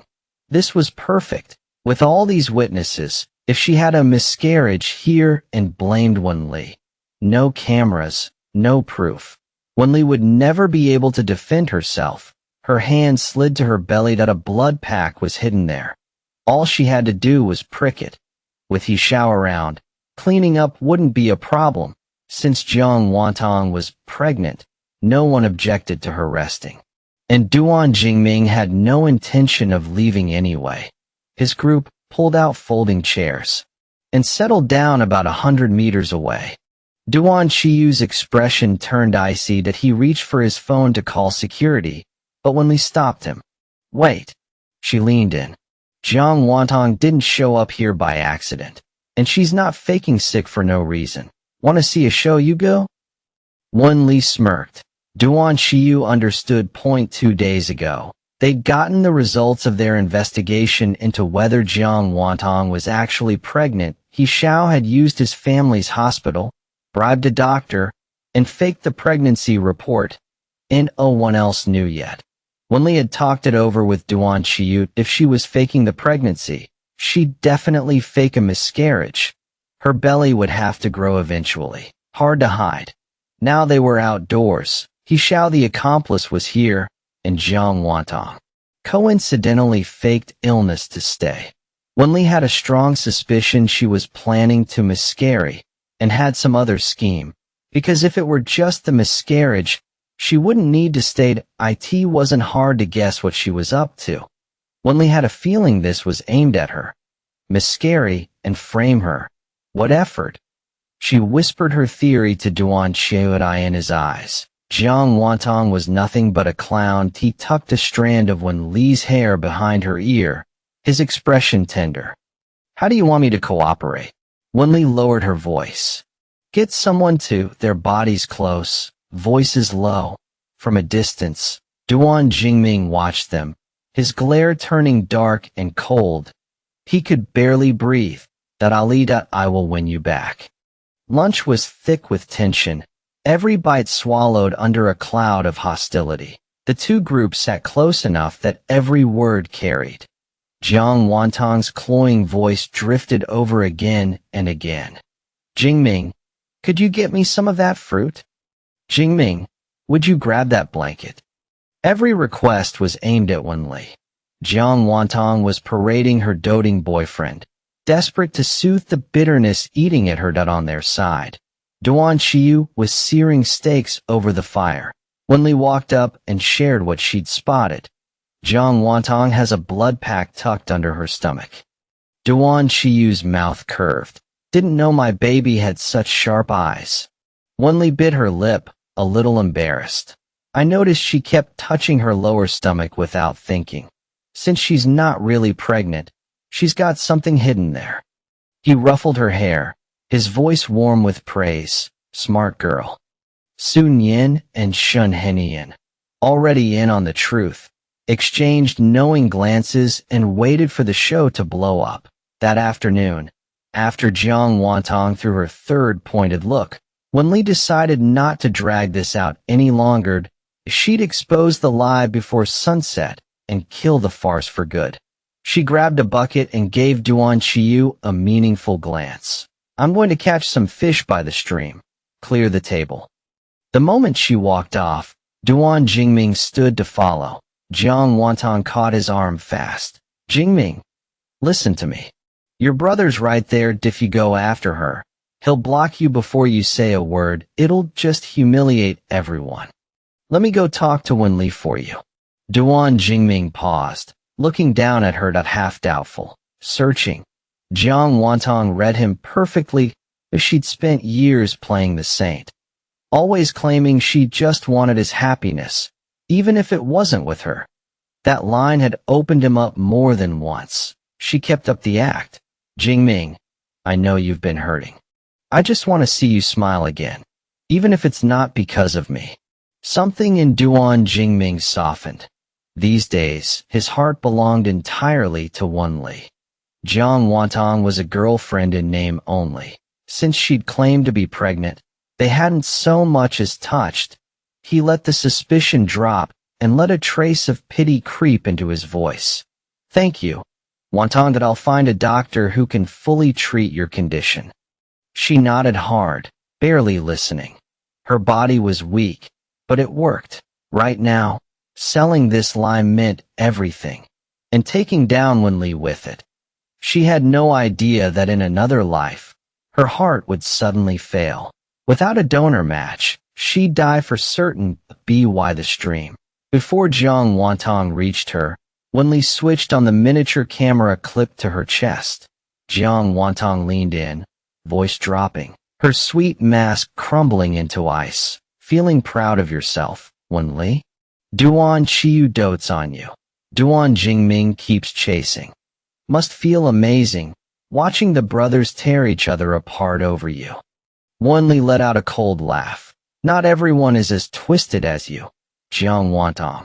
Playing dirty is your obsession." Jiang Wantang's breath hitched. "Don't you dare stand on your high horse and judge me. You're no better. You wanted revenge on Duan Jingming. Revenge on me. So you married Duan Qiyu and used an innocent man as your weapon. That's the truth you're too fake to admit. Don't think I don't see it." Wen Li looked at her like she'd grown a second head. "Fine. Whatever helps you sleep. Now get out of here. You're scaring the fish." Jiang Wantang's eyes narrowed. "I want everyone to see what a vicious woman you are. Someone who wouldn't even spare a pregnant woman." She lunged, grabbing for Wen Li's wrist. But Wen Li sidestepped. Jiang Wantang's hand caught nothing but air. Stunned for a split second, she sold it hard, as if she'd been shoved. She threw herself sideways, one hand stabbing the blood pack hidden beneath her shirt. A gut-wrenching scream tore from her throat as she hit the ground. Red bloomed beneath her, a shocking pool staining the grass of violent crimson. "Wen Li, do you hate me that much?" "Wantang!"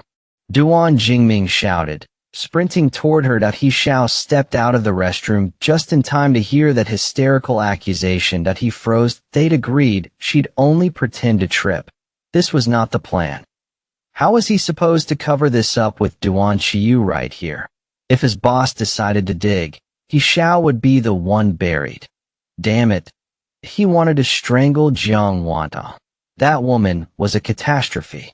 Duan Jingming reached her first, with Duan Qiyu, Sun Yan, Shen Henian, and the rest right behind. Duan Jingming's face drained of color at the sight of all that blood. "Wantang, you."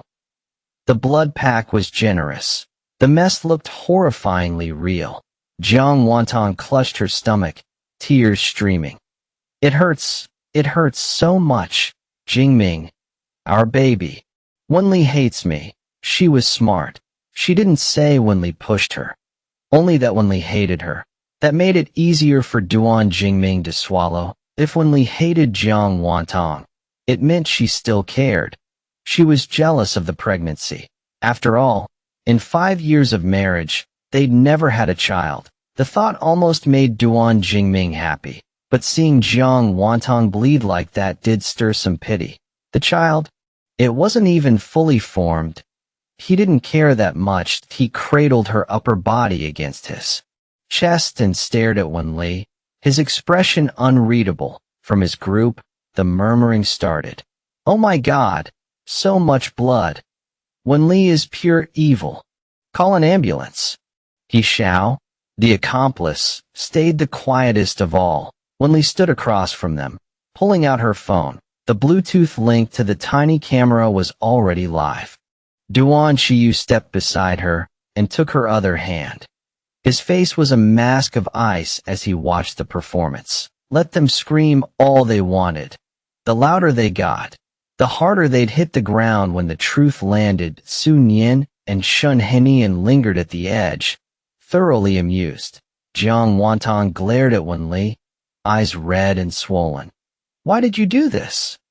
Even if you hate me, I'm pregnant. How can you be so cruel you'd kill an innocent life?" "Pregnant?" Duan Qiyu's voice cut like a blade. He turned to his brother. "Duan Jingming, are you certain she's pregnant?" Duan Jingming hesitated. "What do you mean, brother? Of course she is. That I saw the test report." Duan Qiyu looked at him like he was an idiot.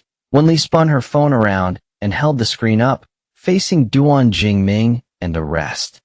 Wen Li hit play. On the screen, Jiang Wantang walked into the frame, a smug smile already in place. "Wen Li, you think you've won, don't you?" Her voice dripped with venom as the recording continued. "Wen Li, I'm going to make sure everyone knows exactly what kind of monster hurts a pregnant woman." Then the Jiang Wantang on screen reached out to grab Wen Li. Wen Li dodged, and the whole interaction was there in crisp, undeniable detail. Wen Li didn't have to say a single word. Every pair of eyes in the clearing locked onto Jiang Wantang. Duan Jingming's gaze went dark, terrifying. "You framed her." Jiang Wantang shuddered, all the color draining from her face. Jingming, I just love you so much. I'm sorry, I just love you." She clutched her stomach, her voice pitching into a desperate whine. "It hurts so bad. Please, just take me to the hospital first, okay?" Duan Jingming let her upper body drop back onto the grass. He stood, pulled out his phone, and started to dial for an ambulance. "No need." Duan Qiyu's voice was cool as he lifted his own phone. "The ambulance has been waiting. Bring the car over." Duan Jingming spun around, a deep frown cutting across his face. "Why did you call an ambulance ahead of time?" Duan Qiyu didn't even glance at him. Within moments, an ambulance roared up the dirt path. 2 medical professionals hopped out, a stretcher already between them. Duan Qiyu addressed them with a simple nod towards the woman on the ground. "This woman claims she miscarried. Perform an on-site examination." Jiang Wantang screamed, twisting and thrashing wildly on the grass to keep the medics away. "Don't touch me. None of you touch me. I need a hospital. He Xiao, get me to a hospital, now." Panic seized He Xiao, and he stepped in front of the doctors. "Brother, she's like this, and you're still going to humiliate her in public." "Humiliate her?" Duan Qiyu's laugh was a cold, sharp thing, his gaze a blade aimed straight at He Xiao. "You used the He family hospital. You bribed a doctor to forge a pregnancy test report. That's a crime that I've already called the police. You can explain it all to them." The blood in He Xiao's veins turned to ice. How did you know?" It was over, with He Xiao frozen in place. The 2 doctors moved in, gently but firmly pinning Jiang Wantang down. Through her screams, they located the empty blood pack secured under her dress and pulled it out. When the flattened plastic pack was held up for the entire crowd to see, a full second of stunned silence fell over the clearing. Jiang Wantang's face was ashen. Duan Jingming looked like he'd been struck by lightning. He turned to her slowly, his voice a hollow rasp. Even the pregnancy was a lie. Jingming, just let me explain. Jiang Wantang scrambled up, her fingers clawing for his sleeve. He flung her off with enough force to send her crashing back to the ground. This time, she was really hurt, tears streaking down her face as she sobbed. But nobody felt a shred of pity for her. The same people who'd believed her just minutes ago now stared with open disgust, their voices rising in condemnation. Oh my God, what a liar. And she actually tried to frame her for a miscarriage. That's pure evil. Jiang Wantang collapsed. The little color she'd managed to regain draining away completely. It was over. All of it. Duan Jingming stood there like a stone statue. He looked at Jiang Wantang, then at the puddle of fake blood, and finally at Wen Li and Duan Qiyu's linked hands. A wild, broken laugh tore out of him. He crouched down and grabbed Jiang Wantang by the collar. You've been lying to me from the very start. I was such a blind fool to let a bitch like you drive me away from Li. Jiang Wantang couldn't stop crying, her head shaking desperately. The pregnancy was fake, Jingming, but my love for you is real. Love me. He shoved her aside. You love the title of the Duan family's second daughter-in-law. You love Duan money. Not me. Don't ever let me see your face again. With nothing left to lose, Jiang Wantang's hysteria broke. She staggered to her feet, shrieking at him. So what if I love money? Who in this world doesn't? If I didn't actually love you, do you think I could stomach your two-timing? If you had ever, even for 1 second, loved me back, I wouldn't have had to fake a pregnancy just to keep you. I did everything for you, but your eyes were always on Wen Li. What is so great about her? She thrust a shaking finger at Wen Li, her eyes venomous pools of hatred. All she does is play piano. She has a slightly better family. She uses your own brother to get back at you, and you still worship her like some precious treasure. You, shut up. Duan Jingming's hand cracked across her face, sending her back to the dirt. He stared down at her, not a hint of warmth left in his eyes. From this moment on, don't you ever appear in front of me again. Or don't blame me for forgetting we ever had a past. Jiang Wantang lifted her head, her face a mess of tears. Can you really be this cruel to me? He didn't look at her again. He turned and walked straight toward Wen Li. His eyes were wild, blazing with the desperate energy of a man who'd just burned down his own life and felt a twisted sense of freedom. Li. He stopped right in front of her, completely ignoring Duan Qiyu blocking his path. You saw it all. Jiang Wantang is a liar. I was deceived by her. From the beginning, the only one I have ever loved is you. What I felt for her was pity, and now it's nothing but hate. He drew a shaky breath, his voice firming. Li, give me another chance. Whatever you don't like, I'll change. Everything that I'll spend the rest of my life atoning. Loving you, cherishing you, Duan Jingming. Wen Li cut him off, her voice flat and tired. When are you finally going to admit that the only person you really love is yourself? He froze. Wen Li met his stare. Jiang Wantang lied to you. That's on her. But if you had no feelings for her, why did you cheat? As a person, as a man, you need to own your actions. Don't shove all the blame onto someone else. Are you innocent in all this? Not even close. She raised her hand, the one still laced tightly with Duan Qiyu's. Now, and for always, the only person I love is him. Face reality. Stop lying to yourself. The color bled from Duan Jingming's face. Bit by bit, he stumbled backward, shaking his head. No, it can't be. Li. No one in this world knows you better than I do. Wen Li was too tired to even respond. Duan Qiyu pulled her into his arms, his hand stroking her back in a slow, soothing rhythm. The tension in her chest eased instantly. Watching their two figures, so perfectly intertwined, Duan Jingming fled. He didn't spare a single glance at Jiang Wantang, still crumpled on the ground. Jiang Wantang lay there, watching his retreating back, her heart clenching so hard she couldn't breathe. Xiao just frowned, looked at her, and then turned and walked away. He had police investigations and a family reckoning to deal with. The mess was his to clean up now that Su Nian and Shun Henian, who'd witnessed the entire train wreck, exchanged a long look. They saw the same speechless exhaustion reflected in each other's eyes, still holding hands. When Li and Duan Qiyu prepared to leave at AS, she passed Jiang Wantang. Wen Li paused and looked down. There was no victor's smirk in her eyes, no hatred for an enemy. There was only a calmness that bordered on pity. Jiang Wantang, take care of yourself. The sun was setting. The maple leaves glowed like blood. After all that, no one was in the mood for camping anymore. On the drive back, Wen Li rested her head against Duan Qiyu's shoulder, exhaustion washing over her. He pressed a kiss to her forehead. She wrapped her arms around his waist and nuzzled against him. Thank you, husband. For what? For trusting me, for protecting me this whole time. She looked up, her gaze serious.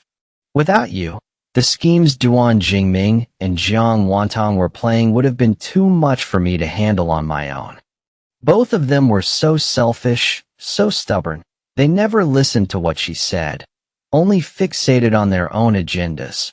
With Duan Qiyu by her side, Wen Li felt like she had solid ground beneath her feet no matter what happened. He pulled her closer, his whisper warm in her ear. I'm the one who should be thanking you. Thank you for choosing me, not someone else.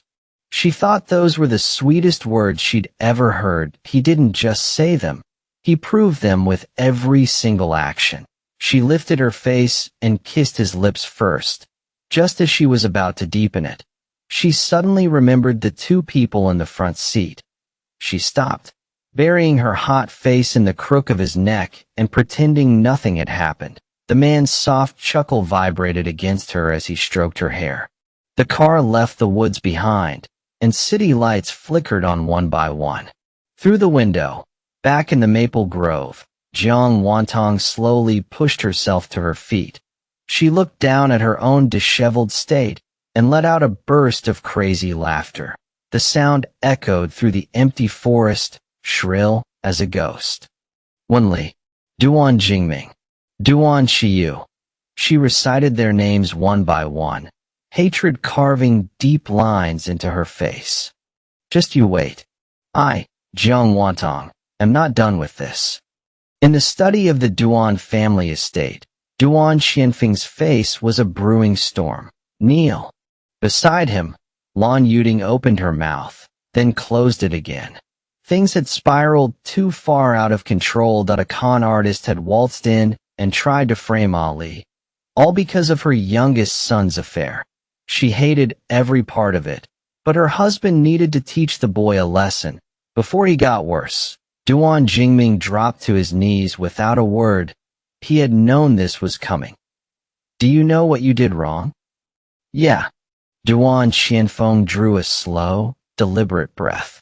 Duan Jingming, we don't expect you to build an empire like your brother, but when you date someone, can you at least keep your eyes open? Getting played by some piece of trash. Do you even care about this family's reputation? The controlled calm only barely capped the rage beneath it. Duan Jingming's expression hardened that a weight pressed against his chest, making it hard to breathe. He had lived in Duan Qiyu's shadow his entire life. Before, he hadn't cared.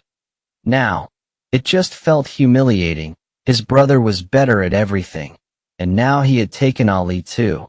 That thought lit a fire in him. Defiance flared. He's him. Amida, don't compare me to him. You dare talk back? Duan Qianfeng snatched up a whip and brought it down hard. Crack. The sound split the air, followed by a sharp, stinging blow. Duan Jingming didn't flinch. His face went pale. I admit I messed up with Jiang Wantang, that I swear I won't do it again.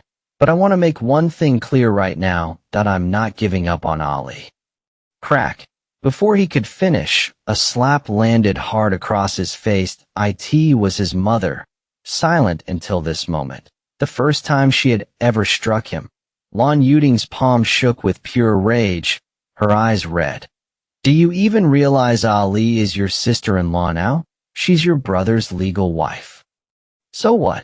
Duan Jingming turned his head back to face her, one brow raised in defiance. She was my girlfriend before she became his wife. That we grew up together. Childhood sweethearts. Duan Qiyu can never match what we had. He shouted it, willfully ignoring the truth staring him in the face.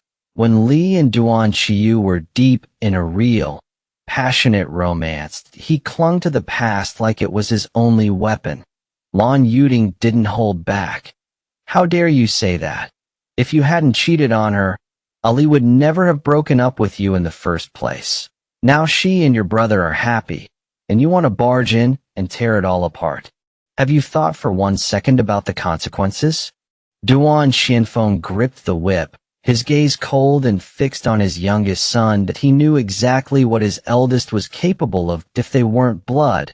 And if he and his wife weren't standing right here, the kid wouldn't even get the chance to kneel and spout this nonsense. Neither parent realized Duan Jingming wasn't listening at all. His face twisted with resentment. Cheating was my mistake, I admit it. But if my brother hadn't butted in, Ali and I would never have split. He stole my woman first. Why? Shouldn't I take her back? Those words silenced Lan Yuding. It took a long moment before she could exhale, her glare sharp. Take her back? You think Ali is some kind of toy? She has her own mind, her own heart, her own choices. She already told you she doesn't love you. Why can't you just let her go? Let yourself go? Her voice softened, fraying at the edges. Mingming, listen to me. You can't force feelings. If you missed your chance, you missed it. Holding on like this only hurts everyone. Let go. That you'll meet someone who excites you even more someday. She tried logic, appealed to emotion, painted a bright future for him. It was like talking to a stone wall. Duan Jingming didn't absorb a single word. His head was already full of counterarguments. He wanted to tell them that in his past life, he and Wen Li had been real husband and wife. 5 years of marriage. So many beautiful memories. That he knew he was selfish, not a good man. But he also knew, deep in the marrow of his bones, he had never truly wanted to let Wen Li go. Jiang Wantang was just an episode. Like after too much rich food, sometimes you craved a simple bowl of congee for a change. That he knew that wasn't fair to Wen Li. But it was done. He wouldn't pretend it didn't happen. He would own his mistake.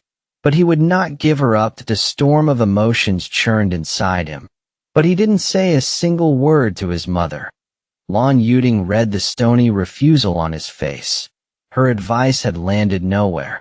Her eyes burned with fury and grief. How did your father and I raise such an ungrateful bastard? Duan Qianfeng took her hand and pulled her gently into his arms. Forget it. If he won't listen, let him figure it out on his own. Kids have their own lives to lead. She leaned into him, suddenly dizzy, and let out a trembling sigh. Let's go back to the room. The door opened and clicked shut. Alone in the study, Duan Jingming pushed himself up off the hard floor, ignoring the searing sting across his back, and dropped onto the leather sofa. He lit a cigarette. The curling smoke shaped itself into a familiar face. He squinted through it, a bitter smile twisting his lips, mocking himself. Ever since Rhode Island, he kept having these waking hallucinations. Wen Li close, looking at him with that bright smile from their past, he knew it was his own longing, making him sick, pathetic. Back when Wen Li had loved him with her whole heart, he had gotten bored, felt like something was missing. Now that she was in someone else's arms, he finally understood she was the one irreplaceable part of his life. Watching her with Duan Qiyu, lovey-dovey and radiant, tore him apart. no matter the cost. He would make Wen Li fall for him again, that he crushed out the cigarette and stood. The camping incident was over. Monday arrived, and Wen Li returned to her regular rehearsals. Next month, she would be touring with the art troupe for 15 days across the country. Sun Yin had told her Duan Jingming kicked Jiang Wantang out of his property. They were done for good. The scheme was exposed. Wen Li should have felt relieved, but without Jiang Wantang in the way, Duan Jingming would only grow more desperate. That thought stole any real sense of peace. Once, she had seen him as a light in her life. Now that light had twisted into a chain, trying to bind her. With Duan Qiyu around, things couldn't spiral too far. Still, a heavy unease settled deep in her chest. By late afternoon, rehearsal was winding down. Wen Li packed her things to leave. From across the room, amid the lingering crew, Jiang Wantang watched her with a dark, poisonous glare. Then, in the doorway of the rehearsal hall, a tall figure appeared, backlit. The man was sharply dressed, dark hair styled with precision, holding a 99 rose bouquet. He walked toward Wen Li like he already owned every inch of the room. Whispers rippled through the air in his wake. "Isn't that the Duan family's second son? Wow, he looks even hotter than usual today. That bouquet has to be 99 roses, everlasting love. And Jiang Wantang gets to stand there soaking it all in like she earned it.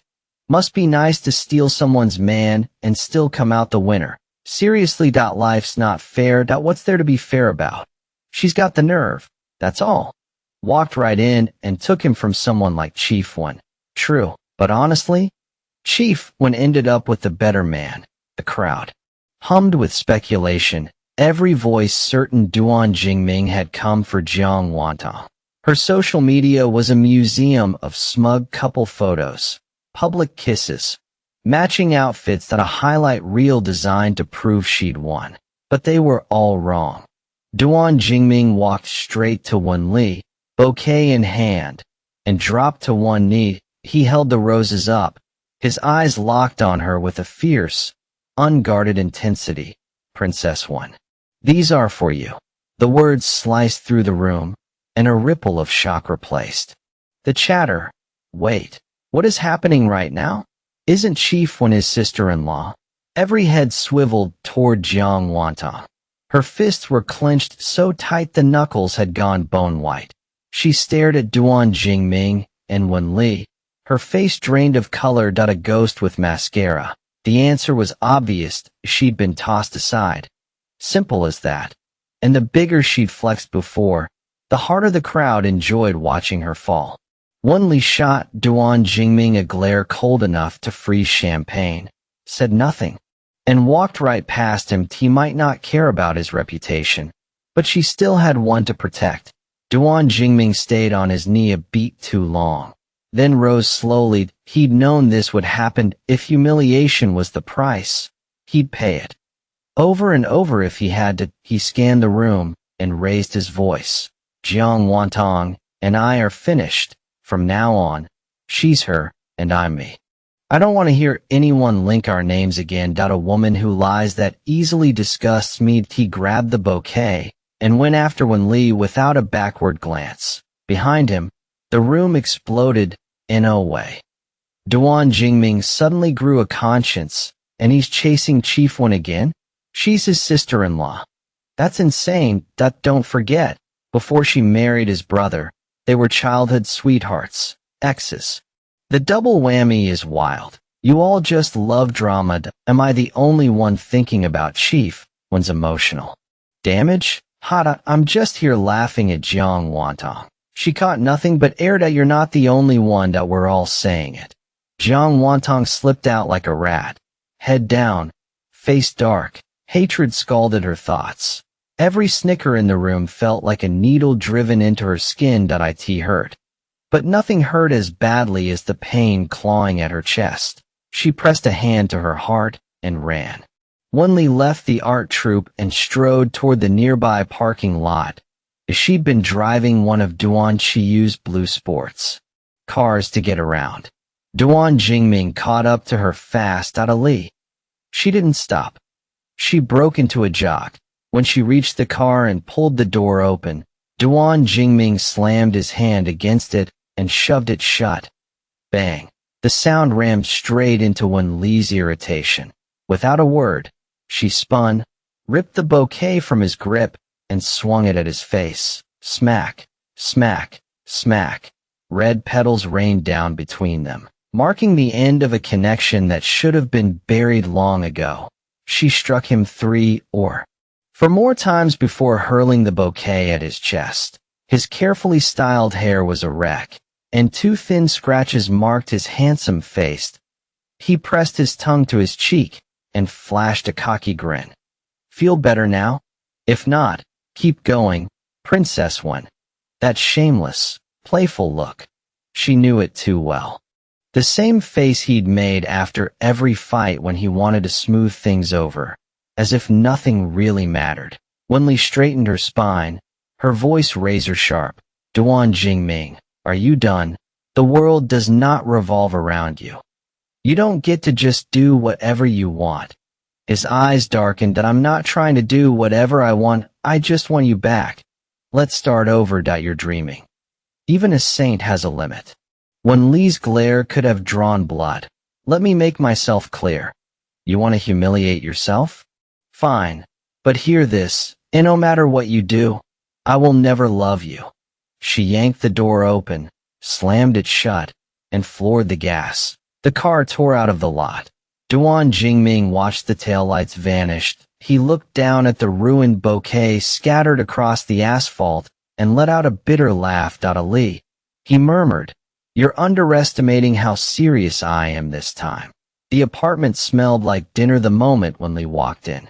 She slid into her slippers and followed the scent to the kitchen. A tall figure moved through the open space.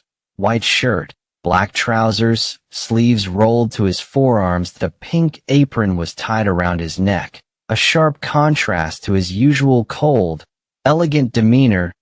He was cooking with his back to her, and the sight of him so commanding yet completely domestic made her heart kick.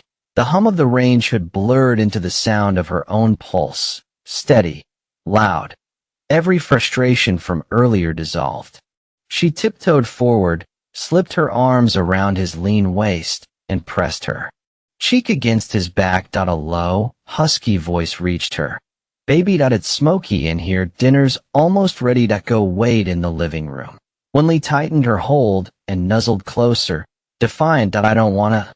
Duan Qiyu went stilled. He shut off the stove, silently scooped the hot dish onto a plate, and set it aside. Wen Li had no clue how close she was to danger. Her clingy gestures were pure affection, nothing more. But to Duan Qiyu, they were a bomb dropped into a still lake. Slowly, he untied the apron, turned, and lifted her by the waist. One hand supported her bottom, while the other grabbed the plate, and carried both to the dining table. By the time she realized how needy she'd been, her cheeks were burning. "Why you go? Put me down." He set the plate on the table, but held her with both hands. No, a teasing glint lit his dark eyes. Her face flushed hotter. "I need to wash my hands before we eat. I'll help you." He carried her to the sink, set her down, and wrapped his arms around her from behind, completely enveloped. The mirror above the sink reflected their overlapping figures, charged with something intimate. When he said he'd help, he meant it. She reached for the soap, but his hand got there first. He squeezed out a citrus-scented foam, silky and cool, and covered her hands with it. His large palms wrapped around hers and began to lather. Her ears went red. He massaged her palms, the backs of her hands. She thought he'd stop there, but then he started on each finger point one at a time. The saying goes, the fingers are connected to the heart, as a pianist. Wen Li's hands were more sensitive than most. Every slow stroke from Duan Qiyu sent heat racing through her body. When she washed her own hands, she did it fast. But he was agonizingly thorough. "That's enough. You go." Her neck was flushed now that he turned on the faucet. Cool water streamed over their hands, rinsing the suds away that he dried them with a towel. Let's eat before the food gets cold. She tried to slip out of his hold. The second she moved, he pinned her against the sink. His gaze was dark, voice low. He leaned in. Don't rush. Let me kiss you first. Why you? His clean, masculine breath invaded her mouth, coaxing a soft moan from her.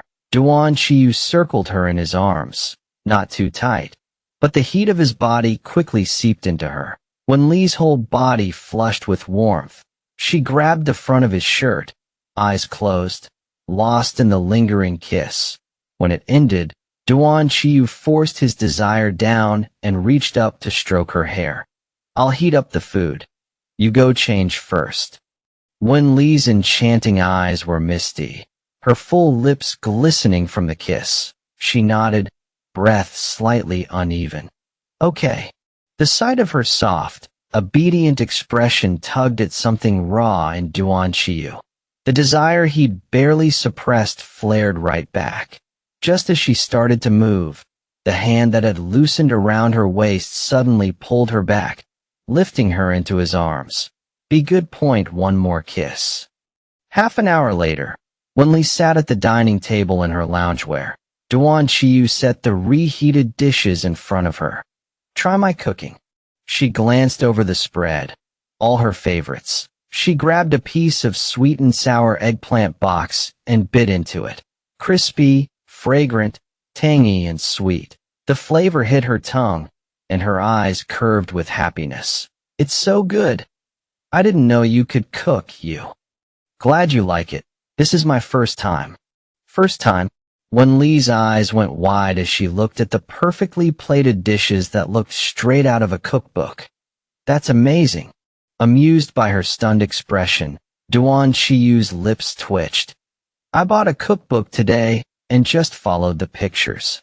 Wen Li gave an awkward laugh, remembering her own disastrous cooking attempts. She wondered what door fate had ever closed on this man. Everything he touched turned to gold. You're too modest. You. Your first attempt is textbook perfection. He pinched her cheek. I'll cook for you whenever I have time. She smiled and hummed her agreement. When they were almost done eating, Wen Li decided to tell him what had happened that afternoon. She summed it up in a few sentences and watched his reaction. His expression was cold, his gaze dark and unreadable. But when he looked at her, it softened. You did great, baby. Leave the rest to me. What are you going to do? She asked, curious. Duan Qiyu leaned back in his chair, his tone flat. If he has time to come bother you, it means he's not busy enough. Don't worry that I'll make sure he doesn't have time to find you again.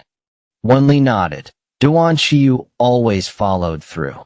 She didn't know the specifics, but she figured it was a man's problem, best left to men. Sure enough, for the next few days, Duan Jingming didn't show up to eye in the business circles Wen Li didn't touch. A huge story broke. During a break in rehearsal, Sun Yin walked over and sat beside her with an easy grin. Li Bao, your husband went hard on him. Duan Jingming's drowning in trouble lately. Wen Li blinked, surprised that Sun Yin's eyes widened. Wait, you didn't know? He didn't tell you? She leaned in. Word is, you cut off all the resources and connections Duan Jingming had from the Duan family. But that's not the worst part. The worst is he's already moving to buy out Duan Jingming's company and his club. I heard it from Shun Henian. There's definitely more behind the scenes. Wen Li nodded, her voice calm. Got it. Sun Yin wrapped an arm around her shoulder. With Yu's skills, Duan Jingming won't have any assets left soon. If he loses his career, he probably won't have the nerve to bother you again, right? Wen Li answered softly. Hopefully that I hope he can let go soon. But she wasn't sure. She didn't know business, but she knew Duan Jingming wasn't easy to beat. He had memories from a few years of his previous life. With that information, he could plan ahead, even start from scratch. And even setting aside his career, The guy had thick skin now. Even if he lost everything, he might still cling to her. Wen Li sighed and pushed the worry out of her mind. Thinking too much wouldn't help. She'd deal with problems. As they came to in a corner of the rehearsal hall, Jiang Wantang stared at Wen Li with venom in her eyes. She pulled out her phone and used a new SIM card to send a message. Don't ask who I am. I know your father's surgery is missing 30,000. I can give it to you, but you need to do something for me. After she sent it, an unremarkable intern among the staff felt her phone vibrate. She flinched and clutched it, then took a deep breath and typed back. What do you want me to do? That night, a short circuit knocked out all the surveillance in the rehearsal hall, but a furtive figure slipped past the security guard on duty and into the room where the piano was stored. A few minutes later, she walked out and disappeared into the darkness without a sound. Autumn sunlight streamed through the rehearsal hall's floor-to-ceiling windows, spilling warm yellow patches across the polished wood floor. Wen Li walked into the hall. Only 2 weeks until the national tour des the art troupe's principal pianist. Her daily schedule was packed. She not only had solo pieces, but also had to arrange several ensemble scores. Her personal Steinway grand piano had already been moved to the stage by the staff. She headed toward the stage. The rehearsal hall was bustling. Dance section, instrumental section, staff all doing their jobs. Only Jiang Wantang watched Wen Li's back with a dark, venomous gaze. As Wen Li approached the piano, Jiang Wantang's fingers trembled with excitement. Wen Li, if you lose those nimble hands and can't play a decent piece anymore, what will you have left to be proud of? Jiang Wantang's poisonous eyes were hidden in the crowd. Wen Li didn't notice. She reached the piano, lifted the lid, and instinctively pulled out a handkerchief to wipe the keys. Just as her fingertips were about to touch them, her phone rang abruptly. The caller ID showed Ganma, Xianmei. Wen Li set down the handkerchief and answered. Ganma. Ali, am I interrupting your rehearsal? Came the cheerful voice. No. Ganme.is something up? Well, this Saturday is your Gan Nai's 88th birthday. The old lady specifically asked you to play a piece. You have to come. Wen Li smiled. I'll definitely be there. Does she have a special piece in mind? Her favorite is 100 Birds Paying Homage to the Phoenix. Great. I'll play that for her. After that, Xianmei hesitated. Ali, she stammered, and Wen Li knew she had something difficult to say. Thinking it might take a while, she moved to a chair nearby and sat down. Behind her, near the group of interns, a girl was eyeing the expensive piano with greedy curiosity, itching to touch it. Just one quick feel when no one's looking. On the phone, Wen Li said directly, Ganma, just tell me that it's okay. It's nothing big. I just wanted to ask how things are between you and the Wen family now. Wen Li's eyes darkened, her tone flat. No contact. Good. Good. And what about your relationship with Wen Ling? Wen Li could tell she was beating around the bush. We don't get along. Ganma, please just say what you need to say. Xianmei knew she'd taken the long way around. But the Wen family was Wen Li's blood, and she felt she ought to understand the situation. It's like this, Ali. Chen Su probably hasn't told you, but lately he and Wen Ling have been going at it. Every other day the two of them are fighting. A couple days ago they each brought their friends and got into a full-on brawl. Ridiculous. His father and I spoiled him too much. He's not even afraid of us yelling at him. Right now, you're the only one in the family he'll listen to. If you have time, could you talk to him for us? Wen Li's expression grew serious. Okay, I'll arrange to have dinner with him in the next couple of days. Good. Good. Then you get back to work. The call ended. Just as Wen Li was about to stand up from the chair, a sharp scream ripped through the rehearsal hall. A girl from the instrumental department crumpled to the floor, clutching her hand.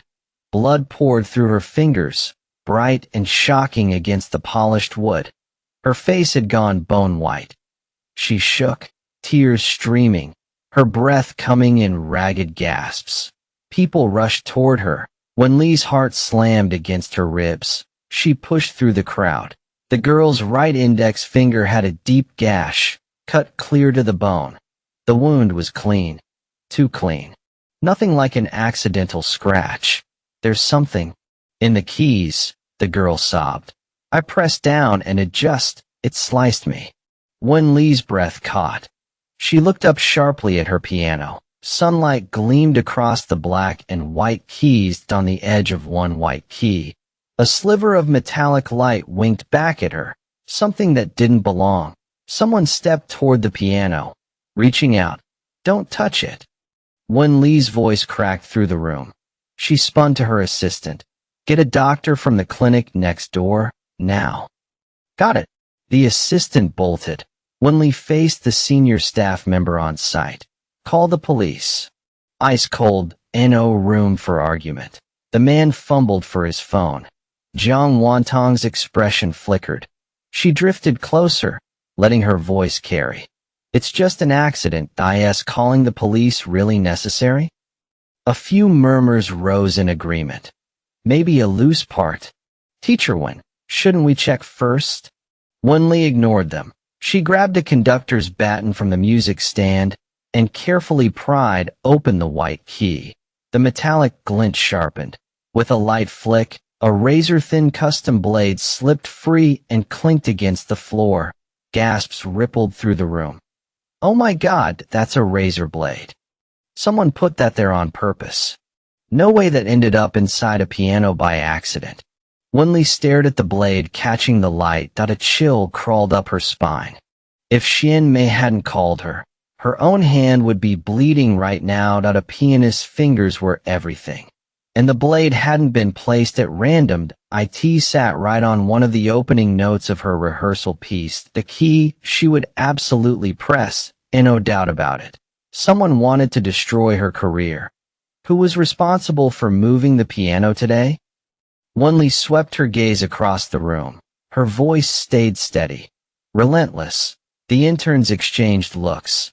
Their team leader raised his hand and gestured toward three others. The four of us carried it. He added quickly. Teacher Wen, the lid was closed the whole time. None of us touched inside. We have no idea how that blade got there. Wen Li studied them. Interns who joined the troupe last month. No history, no conflict. I believe you, she said, her tone softening. Then it hardened again. But this is serious. I will get to the bottom of it. Every face in the room went grim. No one wanted to believe someone this vicious was hiding among them. Security rushed in. Teacher Wen, I was on duty last night. The guard was visibly shaken. The power line went out in the early morning hours. I had to call an electrician first thing today. There's no footage from that window. Wen Li's jaw tightened. A power outage last night. An attack today. Whoever did this had planned ahead, and they were bold. She scanned the crowd, letting her gaze settle on Jiang Wantang. The woman's face was blank, unreadable, but that blankness was exactly what made it suspicious. She was working too hard to look calm. Jiang probably figured Wen Li had no proof. Wen Li wasn't wearing blinders. She couldn't think of anyone else in the troupe who hated her this fiercely. Sure, becoming chief had blocked a few ambitions. People had motive, but the timing was too precise. Jiang Wantang's fake pregnancy scheme had just been exposed. Now this, had Jiang panicked? She'd failed to frame her so now she wanted to destroy her completely. The police arrived fast. Evidence collection, photographs, interviews. The rehearsal hall turned into a temporary crime scene. A forensics officer frowned at the blade. Clean. No prints. Gloves were used. This was clearly intentional, highly targeted. Wen Li clenched her palms and gave her statement in a measured voice. She had a suspect, but without evidence. Throwing accusations would only fuel more gossip. She turned to the lead officer. I hope you can find whoever did this quickly, that it's not just about my safety, that it affects everyone in the troop. Of course, Ms. Wendell will investigate thoroughly. After the police left, the troop director, Wang Chui, rushed in from home, her face ashen. Wen Li, are you alright? We have to get to the bottom of this. How could anyone be so malicious? I'm fine, Wen Li said. But I suggest we inspect every instrument in the troop. All of them. Yes, absolutely. Wang Chui nodded rapidly, then looked at the injured in turn with sympathy. How's your hand? Will you still be able to play? The doctor had just finished bandaging her. The wound is deep, but the tendon damage isn't severe. Recovery will take about 3 months. Whether her finger flexibility is affected is hard to say. Everyone heals differently. The girl's eyes flooded with fresh tears. She was a Guzheng major. Her fingers could not be ruined. She'd only touched that expensive piano out of curiosity while teacher Wen was on the phone. Now she regretted it more than anything. Wen Li's heart sank at the doctor's words. Sun Yin arrived late to rehearsal. She'd seen the troop group chat on the way and told her driver to race. The moment she entered the hall, she spun like a tornado, checking Wen Li from head to toe. Oh my God, Li Bao, are you okay? I'm fine, Nian Nian. Sun Yin was about to fire off more when Wen Li's phone rang. Duan Qiyu, she'd sent him a brief summary a few minutes ago. Wen Li answered. His voice was tight. Sorry that I was in a meeting, didn't see your message, that I'm coming to get you now. No rush. Wen Li stepped away from the crowd, lowering her voice. I need to check some records first. Duan Qiyu paused. Alright, do you have a suspect? Wen Li bit her lip and gripped the phone. I've barely had any conflicts in the troop, that I can't think of anyone who'd hate me this much besides Jiang Wantang. But it's also possible someone beneath me wants my position. His voice turned ice cold. Let me handle it. No, Wen Li's tone was firm. You go. I want to be part of this. If it is Jiang Wantang, I want to personally put her away. But there's another problem. Last night the rehearsal hall had a power outage, so there's no footage. You investigate the external evidence, that I'll work inside the troop. That I doubt Jiang did this herself. She must have found an accomplice here, that I'm going to find that person. Duan Qiyu was silent for 2 beats. Fine. But promise me, your safety comes first, and no matter what. I know. A ribbon of warmth spread through her. She ended the call, gave Sun Yin a quick goodbye, and left. She went straight to the troop's administrative office. The HR manager was at his desk, scrolling through the group chat. Teacher Wen? He looked up, startled. What brings you here? I just heard what happened. Horrible. I need the troop roster. After an incident like this, I want to understand the situation better. Of course, of course. He stood immediately. 1 moment. 2 minutes later, he handed her a folder. These are everyone's personnel records. Every single person passed a rigorous background check. That I never imagined something like this could happen here. Wen Li took the folder and opened it right where she stood. Her eyes swept past the senior members and landed on the list of interns. One name jumped out. Zhang Mei had requested an advance on her salary 2 months in a row. Wen Li kept her voice casual. Is Zhang Mei from publicity here today? She took leave yesterday afternoon. The administrative director let out a tired sigh. Her father's in the hospital, malignant tumor. Her mother died years ago, so the girl's on her own. Interns don't normally qualify for advances, but we made an exception given the situation. Wen Li's eyes narrowed. Zhang Mei wasn't just in Jiang Wantang's department. She was one of the 2 interns Jiang Wantang was personally mentoring. If anyone knew the details, it was Jiang Wantang. Wen Li closed the folder, her smile impossible to read. Thank you, Director Wang. Let's keep this quiet for now. The police are investigating. We don't want anyone getting spooked. Of course, of course. She stepped out of the administration building and spotted Duan Qiyu's car waiting by the entrance. So he couldn't stay away after all. The second she climbed in, he pulled her onto his lap and scanned her for injuries. "You're really okay?"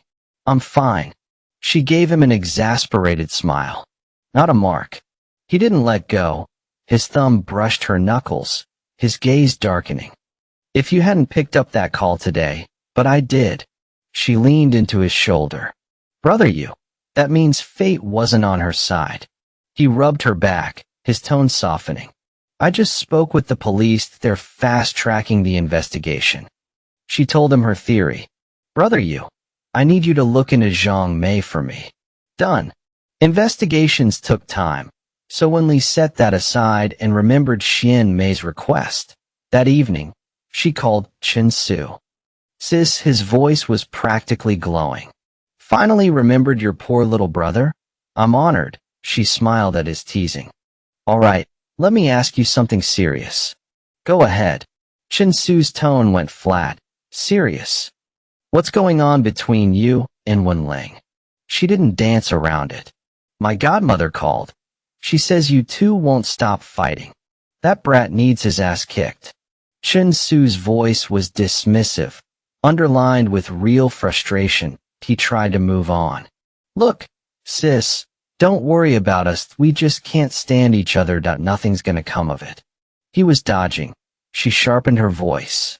"You don't get to fight just because you don't get along. Have you thought about what that does to godfather and godmother?" Chen Su's protest was immediate. "It's not me starting it. Wen Ling's the one picking fights. I'm just defending myself." Wen Li frowned, testing the water. "This isn't about me, is it?" 2 seconds of silence. Then Chen Su's bright voice returned, a little too fast. "No, sis, nothing to do with you. We just clashed, that's all." Those 2 seconds told her everything she needed to know. Her tone left no room for argument. "Tomorrow night, 7 o'clock. Bring Wen Ling to Xiongchu restaurant. The 3 of us are sitting down." Chen Su heard the steel in her voice and, not wanting to upset her, gave in. After hanging up, he texted Wen Ling tomorrow night, 7, Xiongchu restaurant, an my sister wants to see you.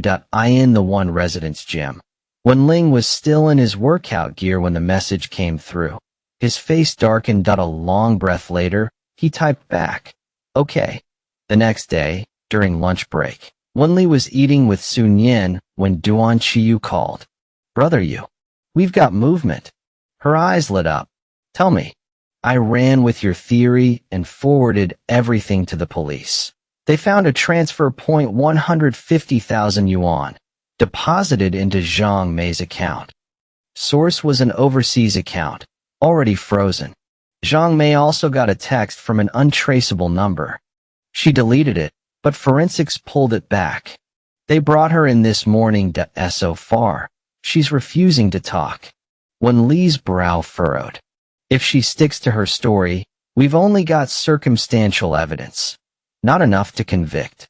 "Exactly. Right now, everything's circumstantial." Duan Qiyu's voice shifted. "But there's good news." "What good news?" "The police are backtracking the sender's account using the recovered data. If Jiang Wantang is on the other end, it doesn't matter how well she covered her tracks. Every move leaves a mark. Shouldn't take long to pin this on her." Wen Li exhaled, the knot in her chest finally loosening. She felt like she could manage another bite of lunch. Duan Qiyu had pulled strings to make this happen fast. The police had a mountain of cases. Without his weight behind it, hers would have Saturday warmth flooded through her. She softened her voice. "Thank you, husband." A beat of silence. "And here I thought my wife was being formal with me." She could almost see the smile catching at the corner of his mouth, the way his eyes would crinkle. Their relationship had turned sweet, but she still rarely called him husband. The few times she had, it was in the dark, when he had her at his mercy, when she was begging, or when he demanded it. Never like this. Never so steady.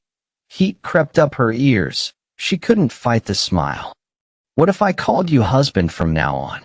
100 floors up, in an office that overlooked the city, Duan Qiyu sat facing the floor-to-ceiling windows. Sunlight poured over him. Emotion rose, hot and fast, and he forced it down that he pulled in a breath. When he spoke, his voice had dropped. Baby, I miss you so much. 1,000 things to say, and that was the one that came out. Wen Li paused. Quietly, she said, I miss you too. They'd only parted this morning, but hearing him say it stirred something deep.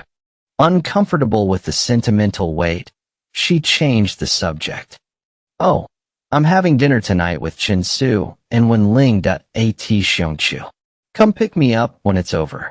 Okay. At 6:50 p.m., Wen Li arrived at the private room first. Her phone buzzed with a text from Chen Su. One more block, but traffic's bad. Wait for me. SIS, no rush. Drive safe. Light footsteps sounded outside the door. She assumed it was the waiter. The footsteps stopped. The door swung open. She looked up and met the gaze of the person standing there. The room's easy atmosphere snapped cold. Wen Ling walked around the table, pulled out the chair next to hers, and sat down like he owned it. Ordered yet? His face was calm, his tone casual, almost familiar. Only Wen Ling knew how hard his heart was slamming against his ribs. Not yet.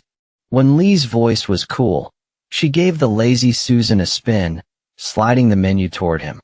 Wen Li picked up the menu without really seeing it. She didn't press the call button. She set it down and said, We'll order when everyone's here. The silence in the private room thickened. They were brother and sister by blood, but they sat like strangers. Wen Li had a reason for this dinner, so she broke the quiet first. After tonight, leave Chen Su alone. Her voice was cool. Eyes locked on Wen Ling, his grip on his phone tightened. He turned his head and raised an eyebrow. Protecting him that much? Looks like you two get along great. A sneer twisted his lip. That biting tone felt familiar. The old, jagged rhythm between them clicked back into place. She lifted her teacup, took a slow sip, and set it back down. I was clear at the hospital. You play the Wen family heir, I live my own life. Don't start trouble for no reason. A long silence stretched between them. Wen Ling lowered his head, his two long bangs hiding his eyes. From her angle, she couldn't read his expression. Just when she thought he'd stay mute, he spoke. Wen Li. Do you know why I changed my name to Wen Ling? She frowned, thrown off. She remembered when he was born. His name was Wen Ian. He'd insisted on changing it when he started elementary school, and their parents had indulged him. Why bring this up now? She didn't answer. He went on anyway. Back when I first started school, there was a pair of siblings in my class. Their names were almost identical. He let out a dry laugh. A classmate thought it was funny and kept mixing them up to mock them. One day, the older sister snapped. She said their similar names meant they were each other's closest partner in the world, a symbol of a bond that kid could never understand. Wen Ling lifted his eyes to meet hers. I was the one doing the mocking. She blinked, her expression going stiff. He kept talking. That explanation hit me hard. I thought, I have a sister too. So why don't I get it? I figured it was because you were Wen Li and I was Wen Ian. Our names weren't connected. That night, I flipped through the whole dictionary until I found the name Ling. I decided to change mine, thinking if I did, we could be like those siblings. He paused, letting out a breath. I've been spoiled my whole life, bossing everyone around, never knowing what respect meant. That I've been thinking about it a lot lately. Looking back, I can see how miserable you were in the Wen family. Wen Li's eyes burned. She said coldly, What's the point of saying all this now? I don't mean anything by it. He squeezed his hands together. I'm just telling you I don't expect your forgiveness. But from now on, I'm going to be a decent brother my way. Before she could reply, the door swung open. Chen Su strode in, pulled out the chair on her other side, and dropped into it. "Sis, did you order yet? I'm starving." The tension instantly broke. Wen Li smiled at him. "Not yet, that I was waiting for you." "Awesome, let's order then." While they waited, Chen Su kept up a steady stream of talk, cracking sunflower seeds and filling her in on school, home, and all the latest gossip. She listened, chiming in here and there, even laughing at a few of the funnier stories. Across the table, Wen Ling watched them interact, a knot tightening in his chest. When the drinks arrived, he drank in silence. Normally, Chen Su wasn't this chatty. He didn't see Wen Li often. They mostly texted. When they did meet, he couldn't help unloading every interesting detail. Plus, he was showing off in front of Wen Ling. Their recent conflict had been all about Wen Li. Wen Ling had taunted him for being a stand-in brother. How ridiculous. He'd heard of substitute lovers, but a stand-in brother? Wen Ling was just bitter. The food came quickly, and they ate. Wen Li was genuinely hungry, and with food in her mouth, the awkwardness of sitting together eased. Neither Chen Su nor Wen Ling clashed the way she'd feared. They hadn't exchanged a single word since entering. When the meal was winding down, Wen Li brought up the real reason for the dinner. "Tonight's meal is on me. You both know what I mean. After this, no more fighting." Chen Su raised an eyebrow. "Sis, that depends on him. I'm fine with it." Wen Ling snorted. "Stop playing innocent in front of my sister. You've been provoking me plenty behind my back." "You?" Chen Su started to snap back, but Wen Li cut him off. "Enough that I don't want to say it again. Next time I find out who started it, I'll handle them myself." Both of them shifted uncomfortably. They'd seen her fierce side before. Wen Li stood up first. "Let's go." She'd texted Duan Qiyu 20 minutes earlier. He'd be arriving soon. Chen Su and Wen Ling glared at each other, but followed her out of the private room. As they reached the first floor, Duan Qiyu strode in, wearing a long trench coat. "Baby." Wen Li's eyes lit up. She walked over to him. That single word undid a knot deep in his chest. He took her hand, his gaze sweeping over the two men behind her. Both Chen Su and Wen Ling instinctively straightened under that look. Outside the restaurant, Chen Su offered a cautious smile. "Brother-in-law, sister, take care on the way back." Duan Qiyu responded with a low hum. Wen Ling opened his mouth, but said nothing. Wen Li got into the car, and they drove off. Once the car was gone, Chen Su turned to Wen Ling. "You heard her, and oh, more fighting."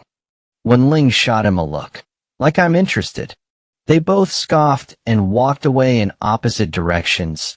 Duan Qiyu didn't drive toward Wen Li's apartment. "Where are we going?" she asked, curiosity piqued. He kept his hands on the wheel, a slight smile on his lips. "You'll see when we get there." His cryptic tone only made her more curious. The car eventually pulled into a quiet, high-end villa district. Mature trees lined the streets, and each house sat on enough land for privacy. Without feeling isolated, he stopped in front of a white modern-style villa. The front yard held a neat bamboo grove and a shallow reflecting pool. Looking at the house, a suspicion formed. Her heartbeat quickened. Duan Qiyu took her hand and led her to the door. He didn't open it right away. Instead, he looked down at her, his expression serious. "Baby," he said softly, "this is our wedding house. I wanted to give you a real home, a place that belongs only to us. Would you be willing to move in with me?" His last words were barely above a whisper. Her eyes stung. When she spoke, her voice came out thick. "When did you start preparing this?" He gently brushed his thumb over her cheek. "I started the design and renovation the day after we got our marriage certificate. Come in and see if you like it." He opened the door and led her inside. The sight before her left her speechless.